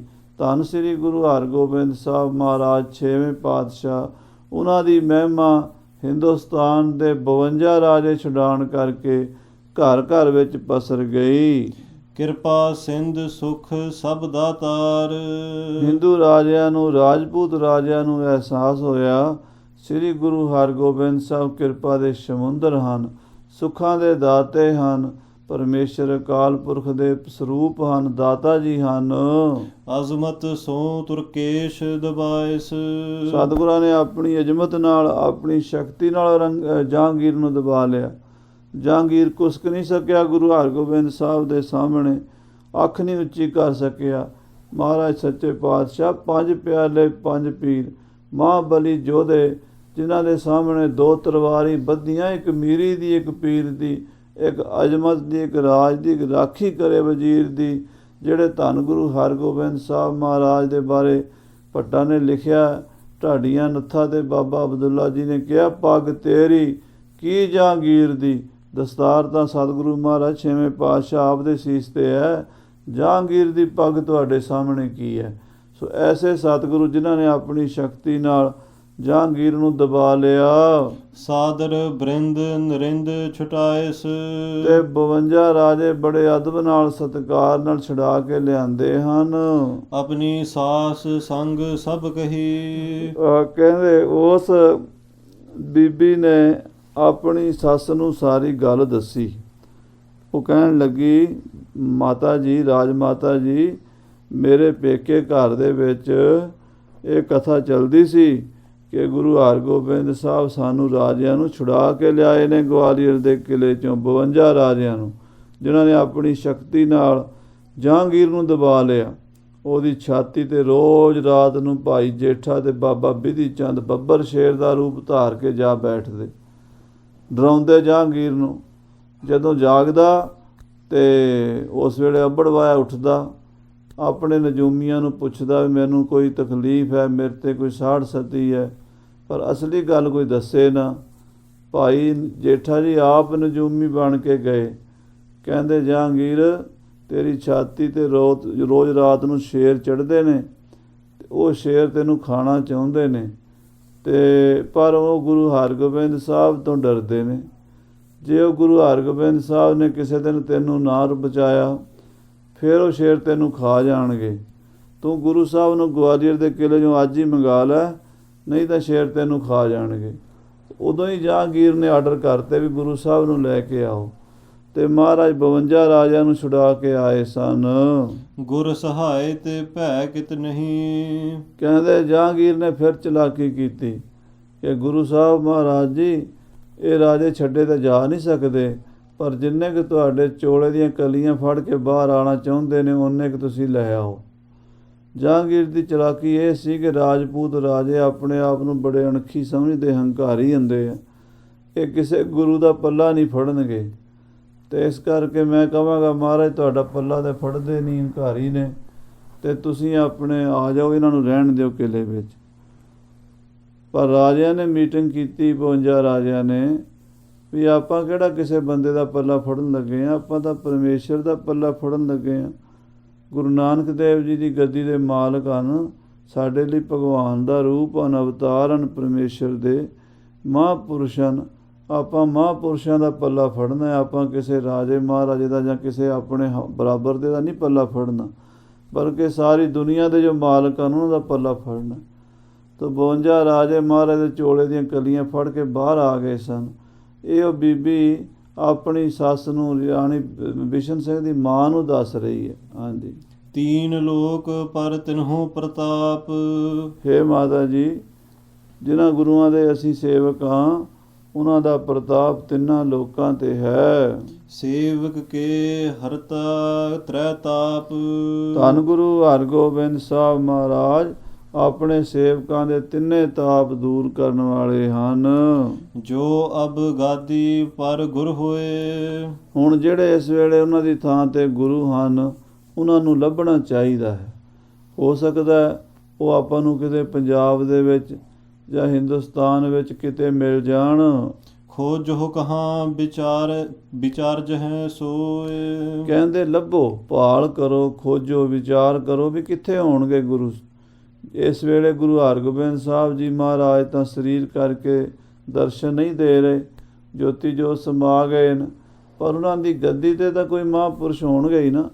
ਉਹਨਾਂ ਦੇ ਪੁੱਤਰ ਪੋਤਰੇ, ਉਹਨਾਂ ਦੀ ਥਾਂ 'ਤੇ ਕੋਈ ਮਹਾਂਪੁਰਸ਼ ਜਿਹੜੇ ਗੁਰੂ ਬੈਠੇ ਨੇ, ਉਹਨਾਂ ਗੁਰੂ ਸਾਹਿਬਾਂ ਨੂੰ ਲੱਭੋ, ਉਹਨਾਂ ਦੇ ਚਰਨਾਂ 'ਚ ਬੇਨਤੀ ਕਰੋ। ਤਿਨ ਕੀ ਸ਼ਰਨ ਭੂਪ ਚੱਲ ਜਾਵਹੁ। ਆਪਣੇ ਪਤੀ ਨੂੰ ਵੀ ਕਹਿਣ ਲੱਗੀ ਕਿ ਹੇ ਮਹਾਰਾਜਾ ਸਾਹਿਬ ਜੀ, ਹੇ ਪਤੀ ਦੇਵ ਜੀ, ਤੁਸੀਂ ਉਹਨਾਂ ਗੁਰੂਆਂ ਦਾ ਪਤਾ ਕਰੋ ਤੇ ਉਹਨਾਂ ਦੀ ਸ਼ਰਨ ਪਾਓ। ਜਾ ਕੇ ਉਹਨਾਂ ਨੂੰ ਬੇਨਤੀ ਕਰੋ ਵੀ ਸਾਡੀ ਰੱਖਿਆ ਕਰਨ।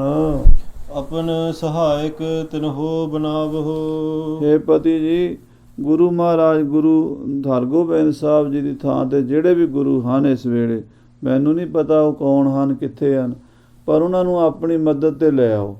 ਉਹ ਜੇ ਆਪਣੇ ਨਾਲ ਜਾਂਦੇ ਆ ਕਾਮਰੂਪ ਦੇਸ਼ ਨੂੰ, ਫਿਰ ਕੋਈ ਜਾਦੂ, ਕੋਈ ਟੂਣਾ, ਕੋਈ ਧਾਗਾ ਤਵੀਤ, ਕੋਈ ਉਹਨਾਂ ਦਾ ਨਹੀਂ ਸਾਡੇ 'ਤੇ ਚੱਲੇਗਾ, ਕਿਉਂਕਿ ਗੁਰੂ ਪਾਤਸ਼ਾਹ ਢਾਲ ਬਣ ਜਾਣਗੇ। ਤਾਤੀ ਵਾਉ ਨਾ ਲੱਗਈ, ਪਾਰ ਬ੍ਰਹਮ ਸਰਣਾਈ, ਚੌਗਿਰਦ ਹਮਾਰੇ ਰਾਮ ਕਾਰ, ਦੁੱਖ ਲੱਗੈ ਨਾ ਭਾਈ, ਸਤਿਗੁਰ ਪੂਰਾ ਭੇਟਿਆ, ਜਿਨ ਬਣਤ ਬਣਾਈ, ਰਾਮ ਨਾਮ ਔਖਦ ਦੀਆ, ਏਕਾ ਲਿਵ ਲਾਈ, ਰਾਖ ਲੀਏ ਤਿਨ ਰਖਣ ਹਾਰ, ਸਭ ਵਿਆਧ ਮਿਟਾਈ, ਕਹੋ ਨਾਨਕ ਕਿਰਪਾ ਭਈ, ਪ੍ਰਭ ਭਏ ਸਹਾਈ।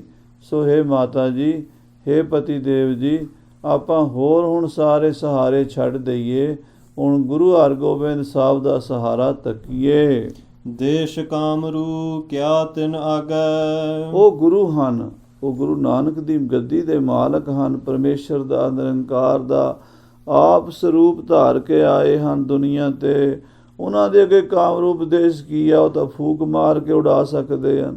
ਕਾਮਰੂਪ ਦੇਸ਼ ਵਿੱਚ ਪਹਿਲੇ ਪਾਤਸ਼ਾਹ ਜੀ ਵੀ ਗਏ ਨੇ, ਉੱਥੇ ਜਾਦੂਗਰਨੀ ਨੂਰ ਸ਼ਾਹ ਨੇ ਜਾਦੂ ਵੀ ਕੀਤਾ ਗੁਰੂ ਸਾਹਿਬ ਉੱਤੇ। ਭਾਈ ਮਰਦਾਨੇ ਨੂੰ ਤਾਂ ਭੇਡੂ ਬਣਾ ਕੇ ਬੰਨ੍ਹ ਲਿਆ, ਪਰ ਜਦੋਂ ਮਹਾਰਾਜ ਤੇ ਜਾਦੂ ਛੱਡਿਆ ਤੇ ਆਪ ਹੀ ਕੁੱਤੀਆਂ ਬਿੱਲੀਆਂ ਬਣ ਗਈਆਂ। ਆਪਣਾ ਹੀ ਸਾਰਾ ਹੰਕਾਰ ਟੁੱਟ ਗਿਆ। ਫਿਰ ਆ ਕੇ ਰਾਣੀ ਨੂਰ ਸ਼ਾਹ ਗੁਰੂ ਮਹਾਰਾਜ ਗੁਰੂ ਨਾਨਕ ਦੇਵ ਦੇ ਚਰਨਾਂ 'ਤੇ ਝੁਕੀ ਸੀ ਤੇ ਕਹਿਣ ਲੱਗੀ, ਮਹਾਰਾਜ ਆਪਣੇ ਵਾਲਾ ਜਾਦੂ ਸਿਖਾਓ ਮੈਨੂੰ। ਤੁਹਾਡੇ ਵਾਲਾ ਮੰਤਰ ਕਿਹੜਾ? ਸਾਡਾ ਮੰਤਰ ਤੇ ਮਹਾਰਾਜ ਸਾਰੀ ਦੁਨੀਆ ਨੂੰ ਫਤਿਹ ਕਰ ਲੈਂਦਾ, ਪਰ ਤੁਹਾਡੇ ਤੇ ਨਹੀਂ ਚੱਲਿਆ। ਤੁਹਾਡਾ ਮੰਤਰ ਕਿਹੜਾ ਜਿਹੜਾ ਸਾਡੇ ਤੇ ਚੱਲ ਗਿਆ? ਸਾਨੂੰ ਸਿਖਾਓ। ਸਤਿਗੁਰੂ ਹੱਸ ਪਏ, ਕਹਿਣ ਲੱਗੇ, ਕਲਰ ਕੀਆਂ ਵਣਜਾਰੀਆਂ ਝੁੰਗੇ ਮੁਸ਼ਕ ਮੰਗੇਣ। ਝੁੰਗਾ ਦੁਕਾਨ ਤੋਂ ਲੈਣ ਜਾਈਦਾ ਨਾ ਜਦੋਂ ਸਮਾਨ, ਤੇ ਬੱਚਿਆਂ ਨੂੰ ਇੱਕ ਟੌਫੀ ਮਿਲ ਜਾਂਦੀ ਹੁੰਦੀ ਸੀ। ਬੱਚੇ ਲਾਲਚ ਨਾਲ ਸਮਾਨ ਲੈਣ 'ਚ ਬਾਰ-ਬਾਰ ਚਲੇ ਜਾਂਦੇ ਸਨ।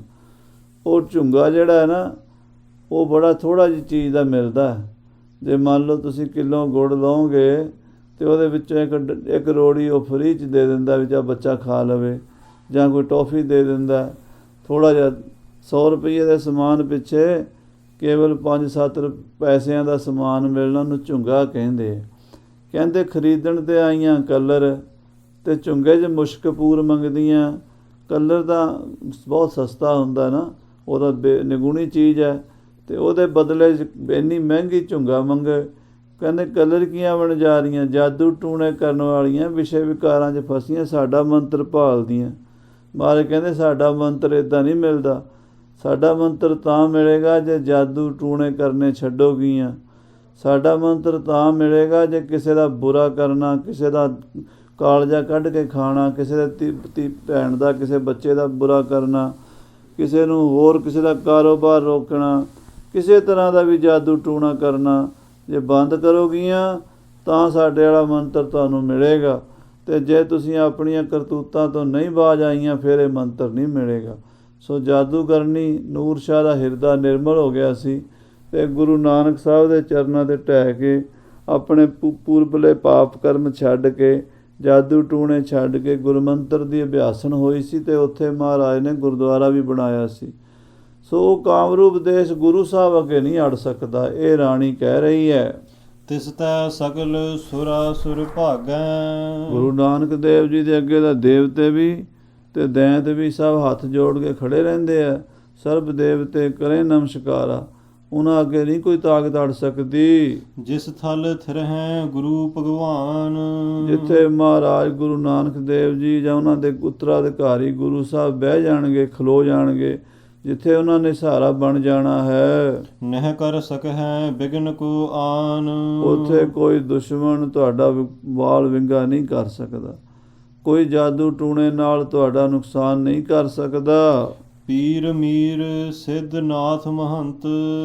ਜਿਹੜੇ ਪੀਰ ਮੀਰ ਸਿੱਧ ਨਾਥ ਹਨ, ਸਭ ਤੇ ਅਧਿਕ ਲਖੋ ਭਗਵੰਤ। ਉਹਨਾਂ ਤੋਂ ਵੱਡੇ ਸਭ ਤੇ ਵੱਡਾ ਸਤਿਗੁਰੂ ਨਾਨਕ ਜਿਨ ਕਲ ਰਾਖੀ ਮੇਰੀ। ਸਾਰਿਆਂ ਤੋਂ ਵੱਡੇ ਪੀਰਾਂ ਤੋਂ ਵੱਡੇ ਪੀਰ ਹਨ, ਮੀਰਾਂ ਤੋਂ ਵੱਡੇ ਮੀਰ ਹਨ, ਰਾਜਿਆਂ 'ਚੋਂ ਰਾਜੇ ਹਨ, ਮਹਾਰਾਜਿਆਂ 'ਚੋਂ ਮਹਾਰਾਜੇ ਹਨ, ਸੂਰਮਿਆਂ 'ਚੋਂ ਸੂਰਮੇ ਹਨ, ਦਾਨੀਆਂ 'ਚੋਂ ਦਾਨੀ ਹਨ, ਭਗਤਾਂ 'ਚੋਂ ਭਗਤ ਹਨ, ਗਿਆਨੀਆਂ 'ਚੋਂ ਗਿਆਨੀ ਹਨ, ਜਿਹੜੇ ਗੁਰੂ ਨਾਨਕ ਦੀ ਗੱਦੀ ਦੇ ਮਾਲਕ ਹਨ। ਸੁਨਤ ਨੁਖਾ ਕੇ ਬਾਕ ਅਮੀਕੋ। ਉਹ ਆਪਣੀ ਨੂੰਹ ਦੇ ਬਚਨ ਜਦੋਂ ਰਾਜ ਮਾਤਾ ਨੇ ਬਿਸ਼ਨ ਸਿੰਘ ਦੀ ਮਾਂ ਨੇ ਸੁਣੇ ਹਨ, ਸਾਸ ਕਰਿਓ ਸੀਤਲ ਨਿਜ ਹੀ ਕੋ। ਕਹਿੰਦੇ ਉਹਦੇ ਨੂੰਹ ਦੇ ਬਚਨ ਅੰਮ੍ਰਿਤ ਵਰਗੇ ਸਨ। ਜਿਵੇਂ ਅੰਮ੍ਰਿਤ ਪੈਣ ਦੇ ਨਾਲ ਕਾਲਜਾ ਠੰਡਾ ਹੋ ਜਾਂਦਾ ਨਾ, ਇਹ ਕੰਨਾਂ 'ਚ ਬਚਨ ਪਏ ਅਤੇ ਮਾਤਾ ਦੇ ਮਨ ਨੂੰ ਹੌਸਲਾ ਹੋ ਗਿਆ। ਉਸੇ ਵੇਲੇ ਮਾਨੋ ਨੇ ਅੰਮ੍ਰਿਤ ਪੀ ਲਿਆ। ਸੁਤ ਸੋ ਸਗਰੀ ਬਾਤ ਸੁਣਾਈ। ਰਾਜ ਮਾਤਾ ਨੇ ਆਪਣੀ ਨੂੰਹ ਦੇ ਬਚਨ ਸੁਣ ਕੇ ਆਪਣੇ ਪੁੱਤਰ ਬਿਸ਼ਨ ਸਿੰਘ ਨੂੰ ਸਾਰੀ ਗੱਲ ਦੱਸੀ। ਖੋਜੋ ਸਤਿਗੁਰੂ ਹੋਵੈ ਜਿਸ ਥਾਈ। ਦੇਖ ਪੁੱਤਰ, ਪਹਿਲਾਂ ਗੁਰੂ ਸਾਹਿਬ ਦੀ ਖੋਜ ਕਰੋ, ਗੁਰੂ ਸਾਹਿਬ ਦਾ ਪਤਾ ਕਰੋ ਵੀ ਗੁਰੂ ਇਸ ਵੇਲੇ ਕੌਣ ਹਨ ਤੇ ਕਿੱਥੇ ਹਨ। ਰਾਮ ਰਾਏ ਢਿੱਗ ਨਹੀਂ ਗੁਰਾਈ। ਇੱਕ ਬਾਬਾ ਸੁਣਿਆ ਹੈ, ਉਹਨਾਂ ਦੇ ਘਰ 'ਚੋਂ ਮਸ਼ਹੂਰ ਹੈ, ਗੁਰੂ ਹਰਗੋਬਿੰਦ ਸਾਹਿਬ ਦਾ ਪੜਪੋਤਰਾ ਹੈ, ਉਹਦਾ ਨਾਮ ਬਾਬਾ ਰਾਮ ਰਾਏ ਹੈ। ਪਰ ਮੈਨੂੰ ਉਹਦੇ ਬਾਰੇ ਪਤਾ ਲੱਗਾ ਵੀ ਉਹ ਦਿੱਲੀ 'ਚ ਰਹਿੰਦਾ ਜ਼ਰੂਰ ਹੈ, ਪਰ ਗੁਰਿਆਈ ਉਹਨੂੰ ਨਹੀਂ ਮਿਲੀ। ਉਹਦੇ ਪਿਤਾ ਜੀ ਉਹਦੇ ਨਾਲ ਨਾਰਾਜ਼ ਸਨ। 7ਵੇਂ ਪਾਤਸ਼ਾਹ ਗੁਰੂ ਹਰਿਰਾਏ ਸਾਹਿਬ ਜੀ ਰਾਮ ਰਾਏ ਨੂੰ ਗੁਰਿਆਈ ਨਹੀਂ ਦੇ ਕੇ ਗਏ। ਅਜ਼ਮਤ ਕਰ ਅਨੇਕ ਦਿਖਰਾਈ। ਹਾਲਾਂਕਿ ਰਾਮ ਰਾਏ ਨੇ ਆਪਣੀਆਂ ਕਰਾਮਾਤਾਂ ਦਾ ਡੰਕਾ ਵਜਾਇਆ ਦਿੱਲੀ ਦੇ ਵਿੱਚ, ਬੜੀਆਂ ਕਰਾਮਾਤਾਂ ਕਰ ਕਰਕੇ, 11 ਪ੍ਰਤੱਖ ਕਰਾਮਾਤਾਂ ਕਰਕੇ ਦਿਖਾਈਆਂ ਹਨ। ਗਾਦੀ ਤਿਸਕੇ ਅਨਜ ਲਈ ਹੈ। ਪਰ ਰਾਮ ਰਾਏ ਨੂੰ ਗੁਰਿਆਈ ਨਹੀਂ ਮਿਲੀ। ਉਹਨਾਂ ਦੇ ਛੋਟੇ ਭਰਾ ਸਨ ਸ੍ਰੀ ਗੁਰੂ ਹਰਕ੍ਰਿਸ਼ਨ ਸਾਹਿਬ ਜੀ, ਉਹਨਾਂ ਨੂੰ ਗੁਰਿਆਈ ਮਿਲੀ ਸੀ। ਪੁਰ ਦਿੱਲੀ ਤਜ ਦੇਹ ਦਈ ਹੈ। ਪਰ ਉਹ ਵੀ 2-3 ਸਾਲ ਹੀ ਗੱਦੀ ਤੇ 2.5 ਸਾਲ ਰਹਿ ਕੇ ਦਿੱਲੀ ਦੇ ਵਿੱਚ ਚੋਲਾ ਤਿਆਗ ਗਏ ਨੇ। ਉਹਨਾਂ ਦਾ ਵੀ ਪਤਾ ਲੱਗਾ, ਬੜੀ ਦੁੱਖ ਦੀ ਖਬਰ ਮਿਲੀ ਹੈ ਕਿ ਕੁਝ ਸਾਲ, ਸਵਾ ਸਾਲ ਪਹਿਲਾਂ ਹੀ ਗੁਰੂ ਮਹਾਰਾਜ ਗੁਰੂ ਹਰਕ੍ਰਿਸ਼ਨ ਸਾਹਿਬ ਜੀ ਪੌਣੇ 8 ਸਾਲ ਦੀ ਉਮਰ ਵਿੱਚ ਹੀ ਜੋਤੀ ਜੋਤ ਸਮਾ ਗਏ। ਤਿੰਨ ਪਾਛੇ ਗਾਦੀ ਪਰ ਜੋਈ। ਹੁਣ ਜਿਹੜੇ ਉਹਨਾਂ ਦੀ ਥਾਂ ਤੇ ਗੱਦੀ ਤੇ ਬੈਠੇ ਹਨ, ਆਪਨ ਸਹਾਇਕ ਕੀਜਹਿ ਸੋਈ। ਉਹਨਾਂ ਨੂੰ ਮਿਲੋ। ਉਹ 9ਵੇਂ ਪਾਤਸ਼ਾਹ ਜਿੱਥੇ ਵੀ ਹਨ, ਉਹਨਾਂ ਨੂੰ ਆਪਣੀ ਮਦਦ ਤੇ ਬੁਲਾ ਲਓ। ਸੁਨ ਜਨਨੀ ਤੇ ਸਭਾ ਮੁਝਾਰੀ। ਆਪਣੀ ਮਾਂ ਦੇ ਬਚਨ ਸੁਣ ਕੇ ਬਿਸ਼ਨ ਸਿੰਘ ਨੇ ਆਨ ਉਚਾਰੀ। ਕਹਿੰਦੇ ਮਾਂ ਬਿਸ਼ਨ ਸਿੰਘ ਵੀ ਖੁਸ਼ ਹੋਇਆ, ਹੌਸਲਾ ਹੋਇਆ, ਉਹਨੂੰ ਕੁਝ ਆਸਾ ਦੀ ਕਿਰਨ ਦਿਖਾਈ ਦਿੱਤੀ, ਆਪਣੀ ਜ਼ਿੰਦਗੀ ਦੇ ਬਚਣ ਦਾ ਕੋਈ ਸਾਧਨ ਨਜ਼ਰ ਆਇਆ ਤੇ ਰਾਜਾ ਬਿਸ਼ਨ ਸਿੰਘ ਸਭਾ ਵਿੱਚ ਬੋਲਿਆ, ਸ਼੍ਰੀ ਨਾਨਕ ਗਾਦੀ ਪਰ ਕੌਣ। ਉਹਨੇ ਆਪਣੇ ਮੰਤਰੀ ਮੰਡਲ ਨੂੰ, ਆਪਣੇ ਦਰਬਾਰੀਆਂ ਨੂੰ ਸੱਦਿਆ, ਮੀਟਿੰਗ ਸੱਦੀ ਫਟਾਫਟ ਸਾਰਿਆਂ ਨੂੰ, ਤੇ ਆਪਣੇ ਮੰਤਰੀਆਂ ਨੂੰ, ਆਪਣੇ ਦਰਬਾਰੀਆਂ ਨੂੰ ਪੁੱਛਣ ਲੱਗਾ ਰਾਜਾ ਬਿਸ਼ਨ ਸਿੰਘ ਵੀ ਮੰਤਰੀ ਜੀ ਪਤਾ ਕਰੋ, ਸ੍ਰੀ ਗੁਰੂ ਨਾਨਕ ਦੇਵ ਜੀ ਮਹਾਰਾਜ ਸੱਚੇ ਪਾਤਸ਼ਾਹ ਦੀ ਗੱਦੀ ਤੇ ਇਸ ਵੇਲੇ ਕਿਹੜੇ ਮਹਾਂਪੁਰਸ਼ ਹਨ। ਸੋ ਅਬ ਕਹਾਂ ਤਿਨ ਭਉਣ। ਉਹ ਕਿੱਥੇ ਹਨ, ਉਹਨਾਂ ਦਾ ਘਰ ਕਿੱਥੇ ਹੈ, ਅੱਜ ਕੱਲ੍ਹ ਕਿੱਥੇ ਰਹਿ ਰਹੇ ਨੇ, ਉਹਨਾਂ ਦਾ ਨਾਂ ਕੀ ਹੈ। ਕਿਉਂਕਿ ਅਜੇ ਗੁਰੂ ਤੇਗ ਬਹਾਦਰ ਸਾਹਿਬ ਜੀ ਨੂੰ ਗੱਦੀ ਤੇ ਬੈਠਿਆਂ ਸਾਲ ਕੀ ਹੋਇਆ ਸੀਗਾ, ਤੇ ਇਸ ਕਰਕੇ ਕਈ ਰਾਜਿਆਂ ਨੂੰ ਅਜੇ ਨਾਂ ਕਰਕੇ ਪਤਾ ਨਹੀਂ ਸੀ, ਕਈਆਂ ਨੂੰ ਪਤਾ ਸੀ। ਸੋ ਰਾਜਾ ਬਿਸ਼ਨ ਸਿੰਘ ਨੂੰ ਨਹੀਂ ਸੀ ਪਤਾ ਮਹਾਰਾਜ 9ਵੇਂ ਪਾਤਸ਼ਾਹ ਦਾ ਨਾਮ ਤੇ ਉਹਨਾਂ ਦਾ ਟਿਕਾਣਾ। ਆਪਣੇ ਮੰਤਰੀ ਮੰਡਲ ਤੋਂ ਪੁੱਛਦਾ ਹੈ, ਸਭਾ ਬਿਖੈ ਇੱਕ ਮਾਨਵ ਕਹਿਓ। ਰਾਜੇ ਦਾ ਸਵਾਲ ਸੁਣ ਕੇ ਦਰਬਾਰੀਆਂ ਚੋਂ ਇੱਕ ਬੰਦਾ ਬੋਲਿਆ, ਮੈਂ ਤਿਸ ਗੁਰ ਕੋ ਦਰਸ਼ਨ ਲਹਿਓ। ਉਹ ਕਹਿੰਦਾ ਰਾਜਾ ਜੀ ਮੈਨੂੰ ਗੁਰੂ ਮਹਾਰਾਜ ਦੇ ਦਰਸ਼ਨ ਹੋਏ ਨੇ, ਜਿਨ੍ਹਾਂ ਨੇ ਇਸ ਵੇਲੇ ਗੱਦੀ ਤੇ ਬੈਠੇ ਹਨ, ਜਿਹੜੇ ਉਹਨਾਂ ਗੁਰੂਆਂ ਦੇ, ਧੰਨ ਗੁਰੂ ਤੇਗ ਬਹਾਦਰ ਸਾਹਿਬ ਦੇ ਮੈਂ ਦਰਸ਼ਨ ਕੀਤੇ ਨੇ। ਗਿਆ ਕਰਾਵਨ ਮੈਂ ਚਲ ਗਇਓ। ਮੈਂ ਗਿਆ ਜੀ, ਜੋ ਪਟਨੇ ਵਾਲੇ ਪਾਸੇ ਇੱਕ ਤੀਰਥ ਹੈ ਗਿਆ, ਹਿੰਦੂਆਂ ਦਾ ਤੀਰਥ ਵੀ ਹੈ, ਨਾਲ ਬੁੱਧ ਗਿਆ ਵੀ ਹੈ। ਉਹ ਜਿਹੜਾ ਗਿਆ ਹੈ ਤੀਰਥ, ਉੱਥੇ ਸਾਧ ਸੰਗਤ ਜੀ ਲੋਕ ਗਤੀ ਕਰਾਉਣ ਜਾਂਦੇ ਆਪਣੇ ਪਿਓ ਦਾਦੇ ਪੜਦਾਦੇ ਦੀ, ਬਜ਼ੁਰਗਾਂ ਦੀ, ਪਿੰਡ ਪੱਤਲ ਦਾਨ ਕਰਦੇ ਹੈ। ਜਿਹੜਾ ਕੋਈ ਭੂਤ ਪ੍ਰੇਤ ਬਣ ਜਾਵੇ ਬਜ਼ੁਰਗ, ਉਹਦੇ ਵਾਸਤੇ ਵੀ ਉੱਥੇ ਜਾ ਕੇ ਗਤੀ ਕਰਾਉਂਦੇ ਹੈ। ਤਾਂ ਉਹ ਕਹਿਣ ਲੱਗਾ ਮੈਂ ਆਪਣੇ ਪਿਤਰਾਂ ਦੀ ਗਤੀ ਕਰਾਉਣ ਵਾਸਤੇ ਗਿਆ ਵਿਖੇ ਗਿਆ ਸੀ। ਤਹਾਂ ਮਿਲਾਪ ਤਿਨਹੂ ਕੋ ਭਇਓ। ਉੱਥੇ ਗਿਆ ਤੀਰਥ ਉੱਤੇ ਮਹਾਰਾਜ ਸ੍ਰੀ ਗੁਰੂ ਤੇਗ ਬਹਾਦਰ ਸਾਹਿਬ ਜੀ ਵੀ ਗਏ ਸਨ। ਉੱਥੇ ਮੈਨੂੰ ਉਹਨਾਂ ਦੇ ਦਰਸ਼ਨ ਹੋਏ ਹਨ। ਸੋ ਭੀ ਗਿਆ ਬਿਖੈ ਚਲ ਆਏ। ਕਹਿੰਦੇ ਉਹ ਵੀ ਗੁਰੂ ਤੇਗ ਬਹਾਦਰ ਸਾਹਿਬ ਵੀ ਗਿਆ ਚਾਏ ਸਨ, ਪਰ ਪਟਨੇ ਕੋ ਪੁਨਹ ਸਿਧਾਏ। ਉੱਥੋਂ ਫਿਰ ਗੁਰੂ ਤੇਗ ਬਹਾਦਰ ਸਾਹਿਬ ਜੀ ਪਟਨੇ ਸਾਹਿਬ ਵੱਲ ਗਏ ਸਨ। ਤਿਨ ਦਾਸਨ ਸੋ ਸੁਣੀਏ ਹੈ। ਹਾਂ, ਜੋ ਮੈਂ ਗੁਰੂ ਦੇ ਸਿੱਖਾਂ ਕੋਲੋਂ ਸੁਣਿਆ ਹੈ, ਹੇ ਰਾਜਾ ਜੀ ਉਹ ਤੁਹਾਨੂੰ ਦੱਸਦਾ ਹਾਂ। ਕਿਤਕ ਕਾਲ ਬਿਸਬੋ ਤਹ ਜਨੀਏ ਹੈ। ਕਿ ਗੁਰੂ ਤੇਗ ਬਹਾਦਰ ਸਾਹਿਬ ਜੀ ਕੁਝ ਸਮਾਂ ਪਟਨੇ ਹੀ ਰਹਿਣਗੇ, ਕਿਉਂਕਿ ਮੈਂ ਸਿੱਖਾਂ ਦੇ ਮੂੰਹ ਤੋਂ ਸੁਣਿਆ ਸੀ ਕਿ ਪਟਨੇ ਦੇ ਵਿੱਚ ਗੁਰੂ ਦੇ ਸਿੱਖ ਬਹੁਤ ਹਨ, ਤੇ ਗੁਰੂ ਸਾਹਿਬ ਉੱਥੇ ਆਪਣਾ ਪਰਿਵਾਰ ਵੀ ਰੱਖਣਾ ਚਾਹੁੰਦੇ ਆ, ਤੇ ਆਪ ਵੀ ਪਟਨੇ 'ਚ ਰਹਿਣਾ ਚਾਹੁੰਦੇ ਆ। ਕੁਝ ਸਮਾਂ ਪਟਨੇ 'ਚ ਹੀ ਰਹਿਣਗੇ। ਲੋਕ ਹਜ਼ਾਰ ਹੋਂ ਤਜ ਸਦਨ। ਹਜ਼ਾਰਾਂ ਲੋਕ ਆਪਣੇ ਸ਼ਹਿਰ ਪਿੰਡ ਛੱਡ ਕੇ ਉਹ ਪਟਨੇ ਸਾਹਿਬ ਆਏ ਰਹੇ ਦਰਸ਼ਨਾਂ ਵਾਸਤੇ। ਆਏ ਕਰਹਿ ਬੰਦਨ ਗੁਰ ਪਦਨ।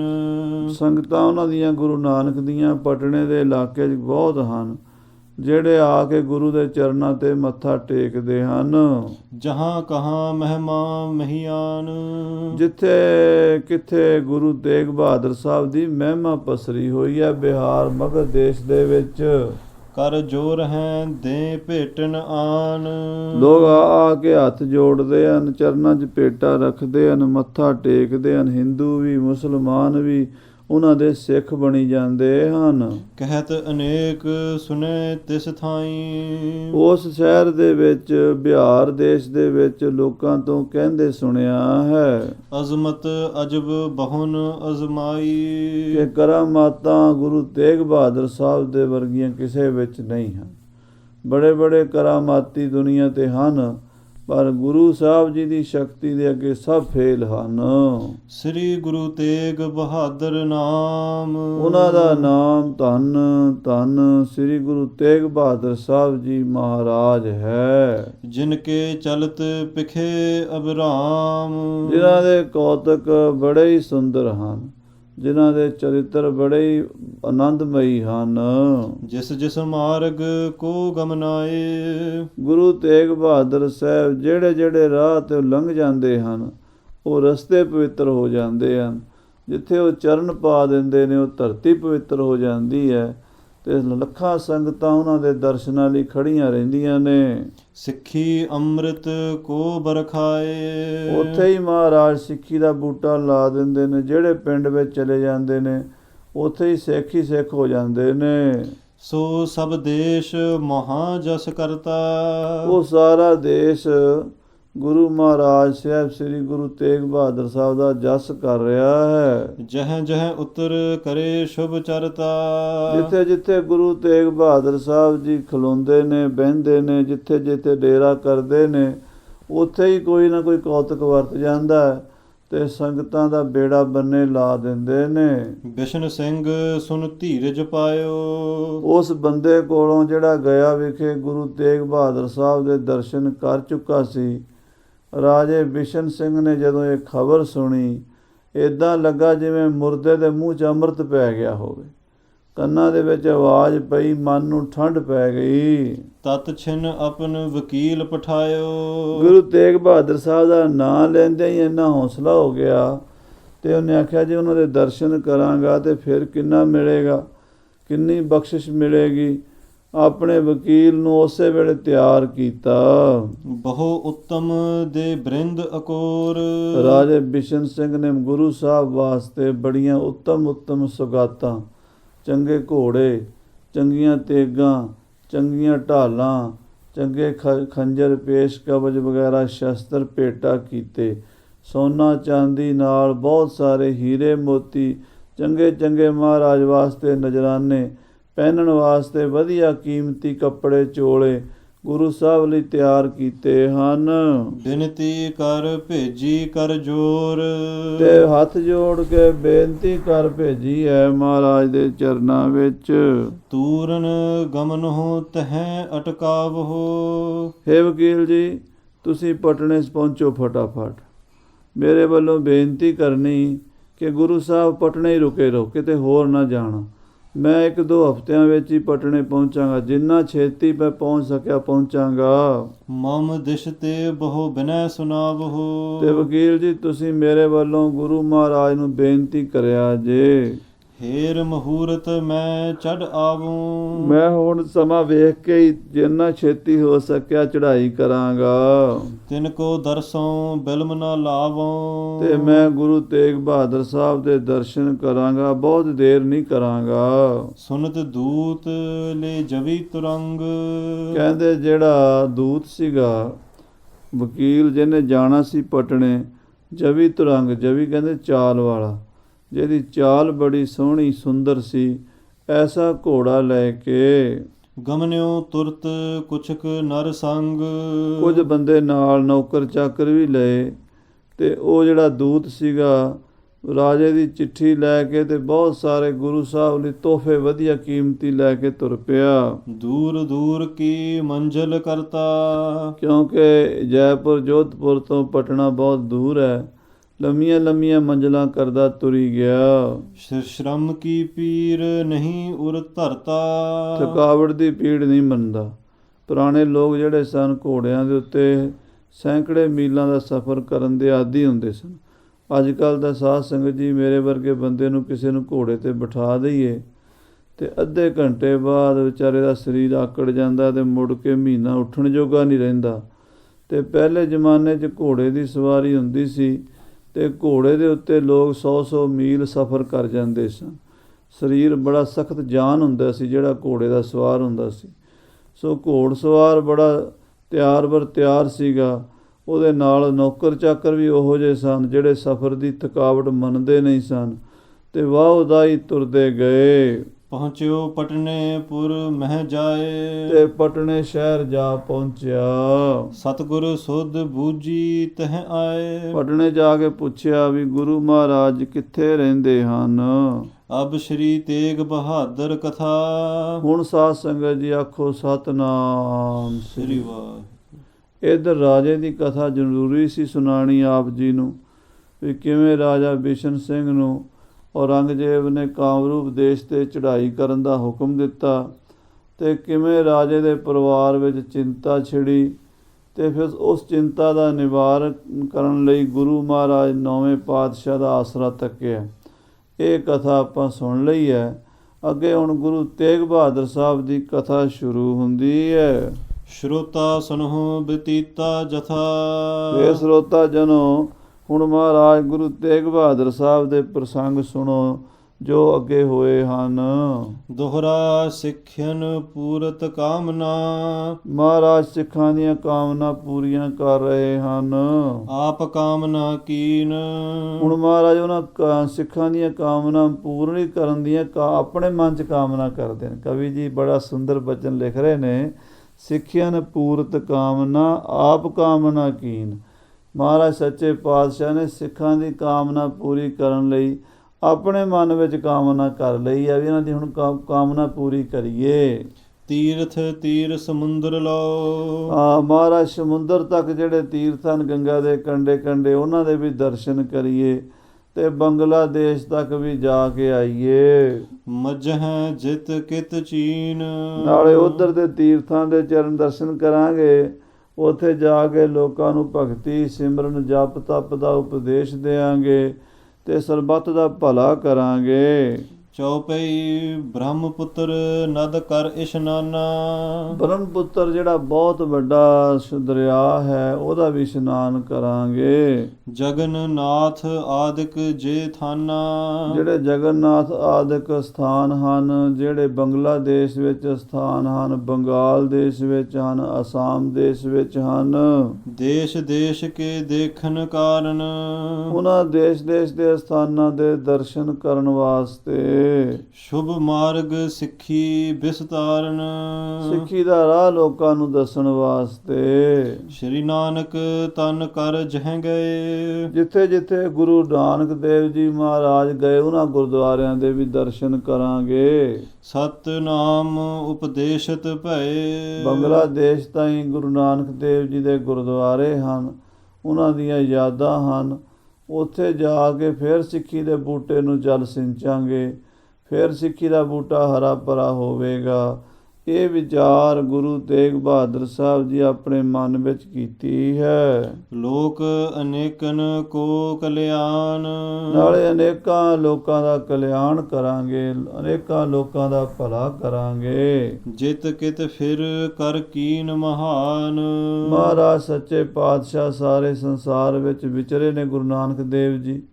ਉਹਨਾਂ ਨੇ ਬੰਗਲਾਦੇਸ਼ ਦਾ ਪਾਸਾ ਵੀ ਤਾਰਿਆ, ਉਹਨਾਂ ਤਾਂ ਸਾਰੀ ਦੁਨੀਆ ਹੀ ਤਾਰੀ ਹੈ ਨਾ। ਤਾਰਿਆ ਜਹਾਨ ਲਾਹਿਆ ਅਭਿਮਾਨ, ਕੋਈ ਥਾਂ ਛੱਡੀ ਨਹੀਂ। ਬਾਬੇ ਤਾਰੇ ਚਾਰ ਚੱਕ 9 ਖੰਡ ਪ੍ਰਿਥਵੀ ਸੱਚਾ ਢੋਆ, ਖੰਡ ਬ੍ਰਹਮੰਡ ਉਦਾਹਰਨ ਹਾਰੇ ਸਤਿਗੁਰੂ ਜੀ। ਧੰਨ ਗੁਰੂ ਨਾਨਕ ਦੇਵ ਜੀ ਮਹਾਰਾਜ। ਤਿਸ ਕੋ ਦ੍ਰਿੜ ਕਰਬੇ ਕੇ ਹੇਤ, ਉਸ ਉਪਦੇਸ਼ ਨੂੰ ਸੰਗਤਾਂ ਵਿੱਚ ਦੁਬਾਰਾ ਦ੍ਰਿੜ ਕਰਾਉਣ ਵਾਸਤੇ। ਚਿਤਵਿਓ ਸ਼੍ਰੀ ਗੁਰ ਕਿਰਪਾ ਨਿਕੇਤ, ਗੁਰੂ ਤੇਗ ਬਹਾਦਰ ਸਾਹਿਬ ਜੀ ਫਿਰ ਫੁਰਨਾ ਕੀਤਾ ਹੈ ਵੀ ਜਿਹੜੀਆਂ ਗੁਰੂ ਨਾਨਕ ਦੀਆਂ ਸੰਗਤਾਂ ਸਾਨੂੰ ਉਡੀਕਦੀਆਂ ਨੇ ਉਹਨਾਂ ਦੀ ਕਾਮਨਾ ਪੂਰੀ ਕਰੀਏ, ਦਰਸ਼ਨ ਦਈਏ ਚੱਲ ਕੇ। ਸਿੱਖਿਅਨ ਕਿਤਕ ਪ੍ਰਤੱਗਿਆ ਕੀਨ, ਕੁਝ ਐਸੇ ਪ੍ਰੇਮੀ ਸਿੱਖ ਉੱਧਰ ਵੀ ਬੈਠੇ ਹੋਏ ਨੇ ਜਿਹੜੇ ਪ੍ਰਤਿੱਗਿਆ ਕਰਕੇ ਬੈਠੇ ਵੀ ਗੁਰੂ ਸਾਹਿਬ ਸਾਡੇ ਕੋਲ ਆਉਣਗੇ ਤੇ ਅਸੀਂ ਗੁਰੂ ਸਾਹਿਬ ਦੇ ਦਰਸ਼ਨ ਕਰਾਂਗੇ, ਗੁਰੂ ਸਾਹਿਬ ਦੀ ਸੇਵਾ ਕਰਾਂਗੇ ਤੇ ਗੁਰੂ ਵਾਸਤੇ ਬੜੀਆਂ ਪ੍ਰੇਮ ਭੇਟਾਵਾਂ ਲੈ ਕੇ ਬੈਠੇ ਨੇ। ਹਮ ਘਰ ਆਵਹਿ ਗੁਰੂ ਪ੍ਰਵੀਨ, ਕੋਈ ਬੰਗਲਾਦੇਸ਼ ਵਿੱਚ, ਕੋਈ ਅਸਾਮ ਵਿੱਚ, ਕੋਈ ਬੰਗਾਲ ਵਿੱਚ, ਕੋਈ ਬਿਹਾਰ ਵਿੱਚ, ਥਾਂ ਥਾਂ ਦੇ ਸਿੱਖ ਬੈਠੇ ਨੇ ਉਡੀਕ ਰਹੇ ਨੇ ਵੀ ਗੁਰੂ ਸਾਹਿਬ ਸਾਡੇ ਘਰ ਆਉਣਗੇ ਤੇ ਸਾਨੂੰ ਘਰ ਆ ਕੇ ਬਖਸ਼ਿਸ਼ਾਂ ਦੇਣਗੇ। ਕਿਤ ਕਿਨ ਪੋਸ਼ਿਸ਼ ਰਖੀ ਬਨਾਏ। ਕਹਿੰਦੇ ਕਿਸੇ ਨੇ ਸਾਡੇ ਵਾਸਤੇ ਚੋਲਾ ਤਿਆਰ ਕਰਕੇ, ਪੁਸ਼ਾਕਾ ਤਿਆਰ ਕਰਕੇ ਰੱਖਿਆ ਹੈ। ਆਵਹਿ ਗੁਰ ਆਪਣੇ ਗੁਰ ਪਾਏ। ਜਦੋਂ ਗੁਰੂ ਸਾਹਿਬ ਆਉਣਗੇ ਤੇ ਆਪਣੇ ਗਾਲੇ ਚੋਲਾ ਪਹਿਨਣਗੇ। ਕਿਤਕ ਅੰਨ ਸੁਧ ਧਰੇ ਸਦਨ ਮੈਂ। ਕਈਆਂ ਨੇ ਬੜੇ ਸੋਹਣੇ ਅੰਨ ਸਵਾਰ ਕੇ ਰੱਖੇ ਵੀ ਗੁਰੂ ਸਾਹਿਬ ਆਉਣਗੇ ਤੇ ਇਹਨਾਂ ਦਾ ਲੰਗਰ ਛਕਣਗੇ। ਗੁਰੂ ਅਚਾਵਹਿ ਚਾਹਤ ਮਨ ਮੈਂ। ਗੁਰੂ ਸਾਹਿਬ ਨੂੰ ਛਕਾਣਾ ਚਾਹੁੰਦੇ ਹਨ। ਨਿਸ ਦਿਨ ਕਰਹਿ ਪ੍ਰਤੀਖਨ ਸੋ। ਉਧਰ ਦੇ ਸਿੱਖ, ਬਿਹਾਰ ਦੇ ਸਿੱਖ, ਅਸਾਮ ਦੇ ਸਿੱਖ, ਬੰਗਲਾਦੇਸ਼ ਦੇ ਸਿੱਖ ਗੁਰੂ ਸਾਹਿਬ ਨੂੰ ਉਡੀਕਦੇ ਹਨ। ਕਰਤ ਪ੍ਰਤੱਗਿਆ ਆਪਣੀ ਜੋ। ਉਹ ਆਪਣੀ ਜਿਹੜੀ ਪ੍ਰਤਿਗਿਆ ਹੈ ਉਹ ਪੂਰੀ ਕਰਨਾ ਚਾਹੁੰਦੇ ਹਨ। ਮਹਾ ਪ੍ਰੇਮ ਧਰ ਕਰਹਿ ਅਰਾਧਨ। ਤੇ ਬੜੇ ਪ੍ਰੇਮ ਨਾਲ ਗੁਰੂ ਨੂੰ ਅਰਾਧਦੇ। ਹਰ ਵੇਲੇ ਗੁਰੂ ਸਾਹਿਬ ਕਦੋਂ ਆਉਣਗੇ, ਕਦੋਂ ਮਹਾਰਾਜ ਸਾਡੇ ਤੇ ਕਿਰਪਾ ਕਰੋਗੇ, ਅਰਦਾਸ ਕਰਦੇ ਹੀ ਰਹਿੰਦੇ ਹਨ। ਮਿਲ ਮਿਲ ਬੂਝਤ ਹੈ ਬਹੁ ਸਾਧਨ। ਔਰ ਸਾਧੂ ਸੰਤਾਂ ਨੂੰ ਪੁੱਛਦੇ ਹਨ, ਭਾਈ ਸਾਨੂੰ ਦੱਸੋ ਗੁਰੂ ਸਾਹਿਬ ਕਿਹੜੇ ਪ੍ਰੇਮ ਤੇ ਰੀਝਦੇ ਹਨ, ਕਿਹੜੀ ਅਰਦਾਸ ਸੁਣ ਕੇ ਆਉਂਦੇ ਹਨ, ਉਹਨਾਂ ਵਾਸਤੇ ਅਸੀਂ ਕਿਹੜੀ ਭੇਟਾ ਬਣਾ ਕੇ ਰੱਖੀਏ ਤਾਂ ਕਿ ਗੁਰੂ ਸਾਹਿਬ ਛੇਤੀ ਆ ਜਾਣ। ਇੱਦਾਂ ਵੱਖਰੇ ਵੱਖਰੇ ਸ਼ਹਿਰਾਂ ਵਿੱਚ, ਪਿੰਡਾਂ 'ਚ ਰਹਿਣ ਵਾਲੇ ਸਿੱਖ ਗੁਰੂ ਸਾਹਿਬ ਨੂੰ ਉਡੀਕਦੇ ਹਨ। ਕਬ ਸਤਿਗੁਰ ਆਵਹਿ ਇਸ ਦੇਸ਼। ਕਦੋਂ ਭਾਗਾਂ ਵਾਲੀ ਘੜੀ ਹੋਵੇਗੀ ਸਤਿਗੁਰੂ ਸਾਡੇ ਦੇਸ਼ 'ਚ ਆਉਣਗੇ। ਕਰਹਿ ਕ੍ਰਿਤਾਰਥ ਦੇ ਉਪਦੇਸ਼। ਸਾਨੂੰ ਉਪਦੇਸ਼ ਦੇ ਕੇ ਕਿਰਤਾਰਥ ਕਰਨਗੇ, ਨਿਹਾਲ ਕਰਨਗੇ। ਤਿਨ ਸਭ ਹਿਨ ਕੇ ਮਨ ਕੀ ਜਾਨ। ਉਹਨਾਂ ਸਿੱਖਾਂ ਦੇ ਮਨ ਦੀ ਜਾਣ ਕੇ। ਗਮਨਿਓ ਚਹਿਤ ਗੁਰੂ ਭਗਵਾਨ। ਗੁਰੂ ਸਾਹਿਬ ਜੀ ਹੁਣ ਉਧਰ ਅਸਾਮ ਦੇਸ਼ ਵੱਲ ਜਾਣਾ ਚਾਹੁੰਦੇ ਹਨ। ਸਿੱਖ ਸੰਗਤ ਕੋ ਸੁਧ ਕਹਿ ਦੇਈ। ਉਧਰ ਖਬਰ ਭੇਜ ਦਿੱਤੀ ਹੈ, ਪਹਿਲਾਂ ਹੀ ਹੁਕਮਨਾਮੇ ਭੇਜ ਦਿੱਤੇ ਹਨ। ਆਗੇ ਜਾਨ ਗੁਰੂ ਮਤ ਠਈ। ਕਿ ਗੁਰੂ ਸਾਹਿਬ ਨੇ ਅੱਗੇ ਅਸਾਮ ਵੱਲ ਜਾਣਾ ਹੈ। ਸੁਣ ਸੰਗਤ ਇਕੱਠੀ ਹੋਏ ਆਈ। ਤਾਂ ਪਟਨੇ ਦੀ ਸਾਰੀ ਸੰਗਤ ਨੂੰ ਜਦੋਂ ਪਤਾ ਲੱਗਾ ਵੀ ਗੁਰੂ ਸਾਹਿਬ ਅੱਗੇ ਜਾਣਾ ਚਾਹੁੰਦੇ ਨੇ ਤਾਂ ਪਟਨੇ ਵਾਲੇ ਸਿੱਖਾਂ ਨੂੰ ਫਿਕਰ ਹੋਇਆ।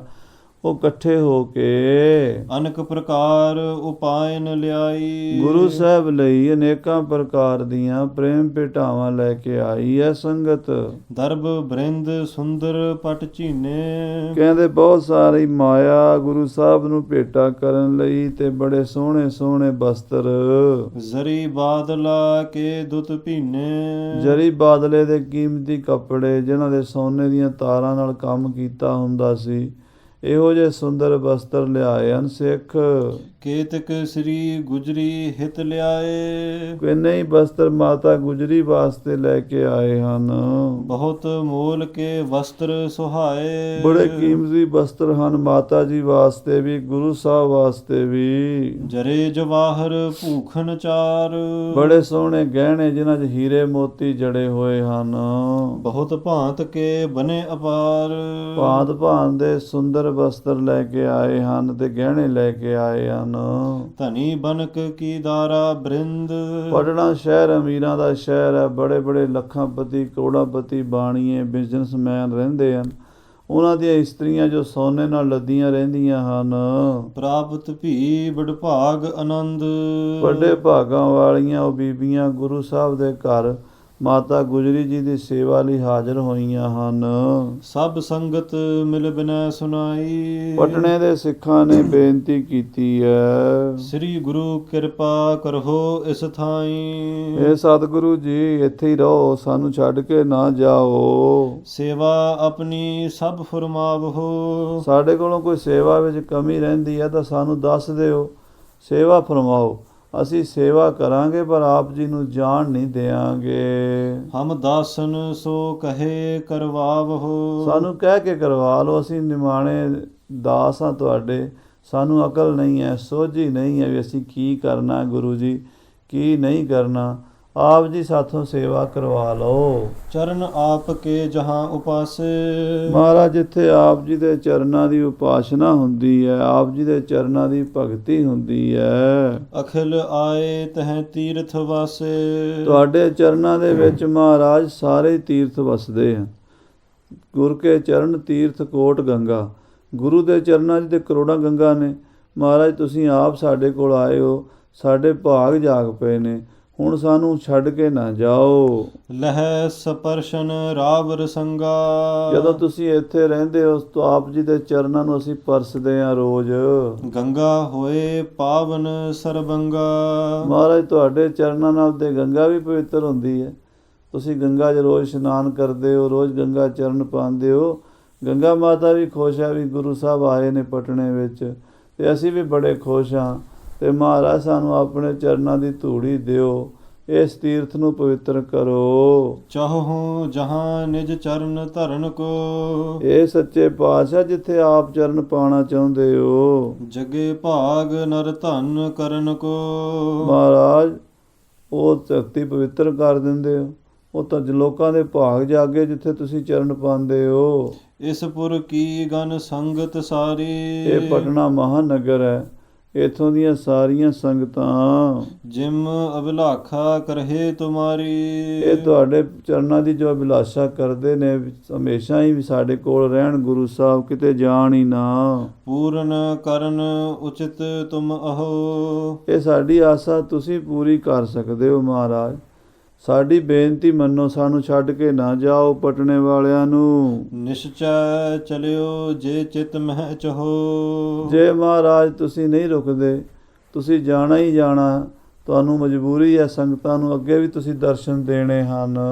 ਮਾਤਾ ਸਹਿਤ ਰਹੇ ਸਭ ਡੇਰਾ। ਤਾਂ ਆਪ ਚਲੇ ਜਾਓ ਅੱਗੇ। ਮਾਤਾ ਜੀ ਹੋਰਾਂ ਨੂੰ ਕਿਉਂ ਖੇਚਲ ਦਿੰਦੇ ਹੋ?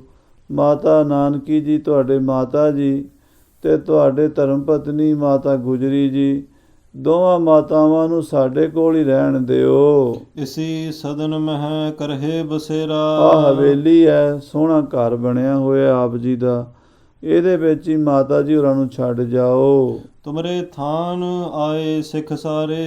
ਮਹਾਰਾਜ, ਤੁਹਾਡੀ ਜਗ੍ਹਾ ਹੈ, ਤੁਹਾਡਾ ਗੁਰਦੁਆਰਾ ਹੈ, ਤੁਹਾਡਾ ਤਖਤ ਹੈ, ਤੁਹਾਡਾ ਮੰਦਰ ਹੈ। ਇੱਥੇ ਦਾ ਮਹਾਰਾਜ ਤੁਸੀਂ ਬੈਠੇ ਹੋ, ਇੱਥੇ ਸਾਰੀਆਂ ਸੰਗਤਾਂ ਦਰਸ਼ਨ ਕਰਨ ਆਉਂਦੀਆਂ ਨੇ। ਪੂਜਹਿ ਸਰਬ ਭਾਂਤ ਹਿਤ ਧਾਰੇ। ਜਿਵੇਂ ਆਪ ਜੀ ਦੀ ਸੇਵਾ ਕਰਦੇ ਹਾਂ, ਇਸੇ ਤਰ੍ਹਾਂ ਮਾਤਾ ਜੀ ਦੀ ਸੇਵਾ ਕਰਾਂਗੇ, ਸੰਗਤਾਂ ਦੀ ਸੇਵਾ ਕਰਾਂਗੇ, ਲੰਗਰ ਦੀ ਸੇਵਾ ਕਰਾਂਗੇ, ਕਿਸੇ ਚੀਜ਼ ਦੀ ਕਮੀ ਨਹੀਂ ਆਉਣ ਦਿਆਂਗੇ। ਗੁਰੂ ਜੀ, ਸਾਡੀ ਬੇਨਤੀ ਹੈ ਵੀ ਆਪ ਰਹੋ। ਜੇ ਆਪ ਨਹੀਂ ਰਹਿੰਦੇ ਤਾਂ ਕਮ ਸੇ ਕਮ ਮਾਤਾ ਜੀ ਨੂੰ ਤਾਂ ਇੱਥੇ ਛੱਡ ਜਾਓ। ਸ਼੍ਰੀ ਮਾਤਾ ਕੇ ਚਰਨ ਮਨਾਵਹਿ। ਅਸੀਂ ਮਾਤਾ ਜੀ ਦੇ ਚਰਨ ਮਨਾ ਲਿਆ ਕਰਾਂਗੇ। ਅਸੀਂ ਮਾਤਾ ਜੀ ਦੇ ਚਰਨਾਂ 'ਤੇ ਮੱਥਾ ਟੇਕ ਕੇ ਸ਼ਾਂਤੀ ਲੈ ਲਿਆ ਕਰਾਂਗੇ। ਮਨੋ ਕਾਮਨਾ ਸੰਗਤ ਪਾਵਹਿ। ਕਿਉਂਕਿ ਮਾਤਾ ਜੀ ਦੇ ਦਰ ਤੋਂ ਸਾਡੀਆਂ ਝੋਲੀਆਂ ਭਰਦੀਆਂ ਰਹਿਣਗੀਆਂ, ਸਾਡੀਆਂ ਮਨੋਕਾਮਨਾ ਪੂਰਨ ਹੋਣਗੀਆਂ। ਆਪ ਆਏ ਹੋ ਰਹੇ ਉਡੀਕਾ। ਆਪ ਜੀ ਆਏ ਹੋ, ਅਸੀਂ ਬੜੇ ਚਿਰਾਂ ਤੋਂ ਉਡੀਕਦੇ ਸੀ ਅਤੇ ਆਪ ਜੀ ਆ ਗਏ, ਪਰ ਹੁਣ ਇੰਨੀ ਛੇਤੀ ਸਾਨੂੰ ਛੱਡ ਜਾਓਗੇ। ਸੱਚੇ ਪਾਤਸ਼ਾਹ, ਸਾਡੀ ਬੇਨਤੀ ਹੈ ਨਾ ਜਾਓ। ਜੇ ਜਾਣਾ ਹੀ ਹੈ ਤਾਂ ਮਾਤਾ ਜੀ ਨੂੰ ਸਾਡੇ ਕੋਲ ਰਹਿਣ ਦਿਓ। ਪੁੰਨ ਦਰਸ ਹੈ ਸਿੱਖ ਦਰਸ਼ਨ ਨੀਕਾ। ਜਦੋਂ ਆਪ ਜੀ ਜਾਓਗੇ, ਮਾਤਾ ਜੀ ਇੱਥੇ ਆਉਣਗੇ, ਸਾਨੂੰ ਆਸ ਹੋਵੇਗੀ ਮੁੜ ਕੇ ਇੱਥੇ ਆਓਗੇ। ਜੇ ਮਾਤਾ ਜੀ ਚਲੇ ਗਏ, ਫਿਰ ਪਤਾ ਨਹੀਂ ਤੁਸੀਂ ਵਾਪਸ ਆਉਂਦੇ ਹੋ ਨਹੀਂ ਆਉਂਦੇ। ਸਾਡੀ ਕਿਰਪਾ ਕਰੋ, ਬੇਨਤੀ ਮੰਨੋ। ਪਟਨਾ ਰਾਜਧਾਨੀ ਦੇ ਵਿੱਚ ਮਾਤਾ ਜੀ ਨੂੰ ਛੱਡ ਜਾਓ। ਹਜ਼ਾਰਾਂ ਸੰਗਤਾਂ ਜਿਹੜੇ ਤੁਹਾਡੇ ਦਰਸ਼ਨ ਕਰਨਾ ਚਾਹੁੰਦੀਆਂ, ਮਾਤਾ ਜੀ ਦੇ ਦਰਸ਼ਨ ਕਰ ਲਿਆ ਕਰਨਗੀਆਂ। ਅਪਰ ਤਰਕ ਨਹਿ ਕਰੋ ਪ੍ਰਕਾਸ਼। ਹੋਰ ਮਹਾਰਾਜ, ਹੁਣ ਕੋਈ ਦਲੀਲ ਨਾ ਦਿਆ ਜੇ। ਹੁਣ ਸਾਨੂੰ ਮਹਾਰਾਜ ਛੱਡ ਕੇ ਜਾਣ ਦੇ ਲਈ ਕੋਈ ਤਰਕ ਨਾ ਕਰਿਆ ਜੇ। ਇਹੋ ਸੰਗਤ ਸਗਰੀ ਤੁਮ ਦਾਸ। ਇਹ ਸਾਰੀ ਸੰਗਤ ਤੁਹਾਡੇ ਚਰਨਾਂ ਦੀ ਦਾਸ ਹੈ। ਇਹਨਾਂ ਦੀ ਅਰਦਾਸ ਸੁਣੋ ਅਤੇ ਕਮ ਸੇ ਕਮ ਮਾਤਾ ਜੀ ਨੂੰ ਤਾਂ ਸਾਡੇ ਕੋਲ ਰਹਿਣ ਦਿਓ। ਨਿਸਬਾਸੁਰ ਸੇਵਾ ਮਹਿ ਠਾਡੇ। ਮਾਤਾ ਜੀ ਨੂੰ ਸੇਵਾ ਵਿੱਚ ਅਸੀਂ ਕੋਈ ਕਮੀ ਨਹੀਂ ਛੱਡਾਂਗੇ। ਦਿਨ ਰਾਤ ਬੀਬੀਆਂ ਕਹਿੰਦੀਆਂ, ਵੱਡੇ ਵੱਡੇ ਸੇਠਾਂ ਦੀਆਂ ਘਰ ਵਾਲੀਆਂ, ਸੇਠਾਣੀਆਂ, ਕਰੋੜਪਤੀ ਲੋਕਾਂ ਦੀਆਂ ਬੀਬੀਆਂ ਮਹਾਰਾਜ ਅਸੀਂ ਮਾਤਾ ਜੀ ਦੇ ਚਰਨ ਸੇਵਾ ਕਰਾਂਗੇ, ਅਸੀਂ ਮਾਤਾ ਜੀ ਦੀ ਹੱਥੀਂ ਸੇਵਾ ਕਰਾਂਗੀਆਂ। ਕਿਸੇ ਚੀਜ਼ ਦੀ ਮਾਇਕ ਤੌਰ 'ਤੇ, ਖਰਚੇ ਦੇ ਤੌਰ 'ਤੇ, ਗੁਰੂ ਘਰ ਦੇ ਲੰਗਰਾਂ ਨੂੰ, ਮਾਤਾ ਜੀ ਨੂੰ ਕੋਈ ਤੰਗੀ ਨਹੀਂ ਆਣ ਦਿਆਂਗੇ। ਗੁਰੂ ਚਰਨ ਪਰ ਨਿਸ਼ਚਾ ਗਾਢੇ। ਇਹਨਾਂ ਪ੍ਰੇਮੀਆਂ ਦਾ ਗੁਰੂ ਮਹਾਰਾਜ ਦੇ ਚਰਨਾਂ ਦਾ ਪ੍ਰੇਮ ਹੀ ਬਹੁਤ ਸੀ। ਪਟਨੇ ਦੇ ਲੋਕ ਮਹਾਰਾਜ ਦੇ ਚਰਨਾਂ ਤੋਂ ਬਲਿਹਾਰ ਜਾਂਦੇ ਸਨ। ਸ੍ਰੀ ਗੁਰੂ ਤੇਗ ਬਹਾਦਰ ਹੇਰੀ। ਗੁਰੂ ਤੇਗ ਬਹਾਦਰ ਸਾਹਿਬ ਨੇ ਪਟਨੇ ਦੇ ਲੋਕਾਂ ਦਾ ਪਿਆਰ ਵੇਖਿਆ, ਅਦਕ ਭਾਵਨਾ ਸੰਗਤ ਕੇਰੀ। ਸੰਗਤਾਂ ਦੀ ਭਾਵਨਾ ਵੇਖੀ। ਬੜੇ ਬੜੇ ਅਮੀਰ ਬੰਦੇ ਗੁਰੂ ਘਰ ਜਾ ਕੇ ਜੋੜੇ ਝਾੜਦੇ, ਗੁਰੂ ਮਹਾਰਾਜ ਦੇ ਚਰਨਾਂ ਦੇ ਸਿਰ ਝੁਕਾਉਂਦੇ। ਇੰਨਾ ਪਿਆਰ ਵੇਖਿਆ ਪਟਨੇ ਦੇ ਵਾਸੀਆਂ ਦਾ। ਕਹਿਓ ਕਿਰਪਾਲ ਸੰਗ ਤਿਸ ਕਾਲੇ। ਤੇ ਮਾਮੇ ਕਿਰਪਾਲ ਚੰਦ ਨੂੰ ਗੁਰੂ ਸਾਹਿਬ ਜੀ, ਗੁਰੂ ਤੇਗ ਬਹਾਦਰ ਸਾਹਿਬ ਜੀ ਬੋਲੇ, ਬਸਹੋ ਸਰਬ ਤੁਮ ਇਹਾਂ ਸੁਖਾਲੇ। ਕਿ ਕਿਰਪਾਲ ਚੰਦ ਜੀ ਤੁਸੀਂ ਆਪਣੇ ਭੈਣ ਜੀ ਨਾਲ ਤੇ ਮਾਤਾ ਜੀ ਦੇ ਨਾਲ ਇੱਥੇ ਰਹੋ। ਹਮ ਕੇਤਕ ਦਿਨ ਫਿਰ ਕਰ ਸਾਰੇ। ਅਸੀਂ ਕੁਝ ਦਿਨ ਅੱਗੇ ਪੂਰਬ ਦਿਸ਼ਾ ਵੱਲ ਜਾਵਾਂਗੇ, ਉੱਥੋਂ ਫਿਰ ਕੇ ਆਵਾਂਗੇ। ਤੀਰਥ ਕਰਤੇ ਦੇਸ਼ ਨਿਹਾਰੇ। ਅਸੀਂ ਤੀਰਥਾਂ ਦੀ ਯਾਤਰਾ ਕਰਕੇ ਦੇਸ਼ ਪਰਦੇਸ਼ ਦੇਖ ਕੇ ਆਵਾਂਗੇ। ਸਭ ਡੇਰੇ ਬਿਨ ਗਮਨਹਿ ਤੂਰਨ। ਔਰ ਅਸੀਂ ਆਪਣੇ ਨਾਲ ਡੇਰਾ ਨਹੀਂ ਲੈ ਕੇ ਜਾਵਾਂਗੇ, ਤੁਹਾਨੂੰ ਛੱਡ ਜਾਵਾਂਗੇ। ਸਿਰਫ ਆਪਣੀ ਫੌਜ ਤੇ ਸਾਧੂ ਮਹਾਤਮਾ ਨੂੰ ਲੈ ਕੇ ਜਾਵਾਂਗੇ। ਕਰਹਿ ਕਾਮਨਾ ਆਪਣੀ ਪੂਰਨ। ਅਤੇ ਵਿਚਰ ਕੇ ਆਪਣੀ ਕਾਮਨਾ ਪੂਰੀ ਕਰਾਂਗੇ। ਇਮ ਨਿਜ ਦਾਸ ਅਪਰ ਸਮਝਾਏ। ਇਸ ਤਰ੍ਹਾਂ ਆਪਣੇ ਸੇਵਕਾਂ ਨੂੰ ਸਮਝਾਇਆ ਸਤਿਗੁਰੂ ਜੀ ਨੇ।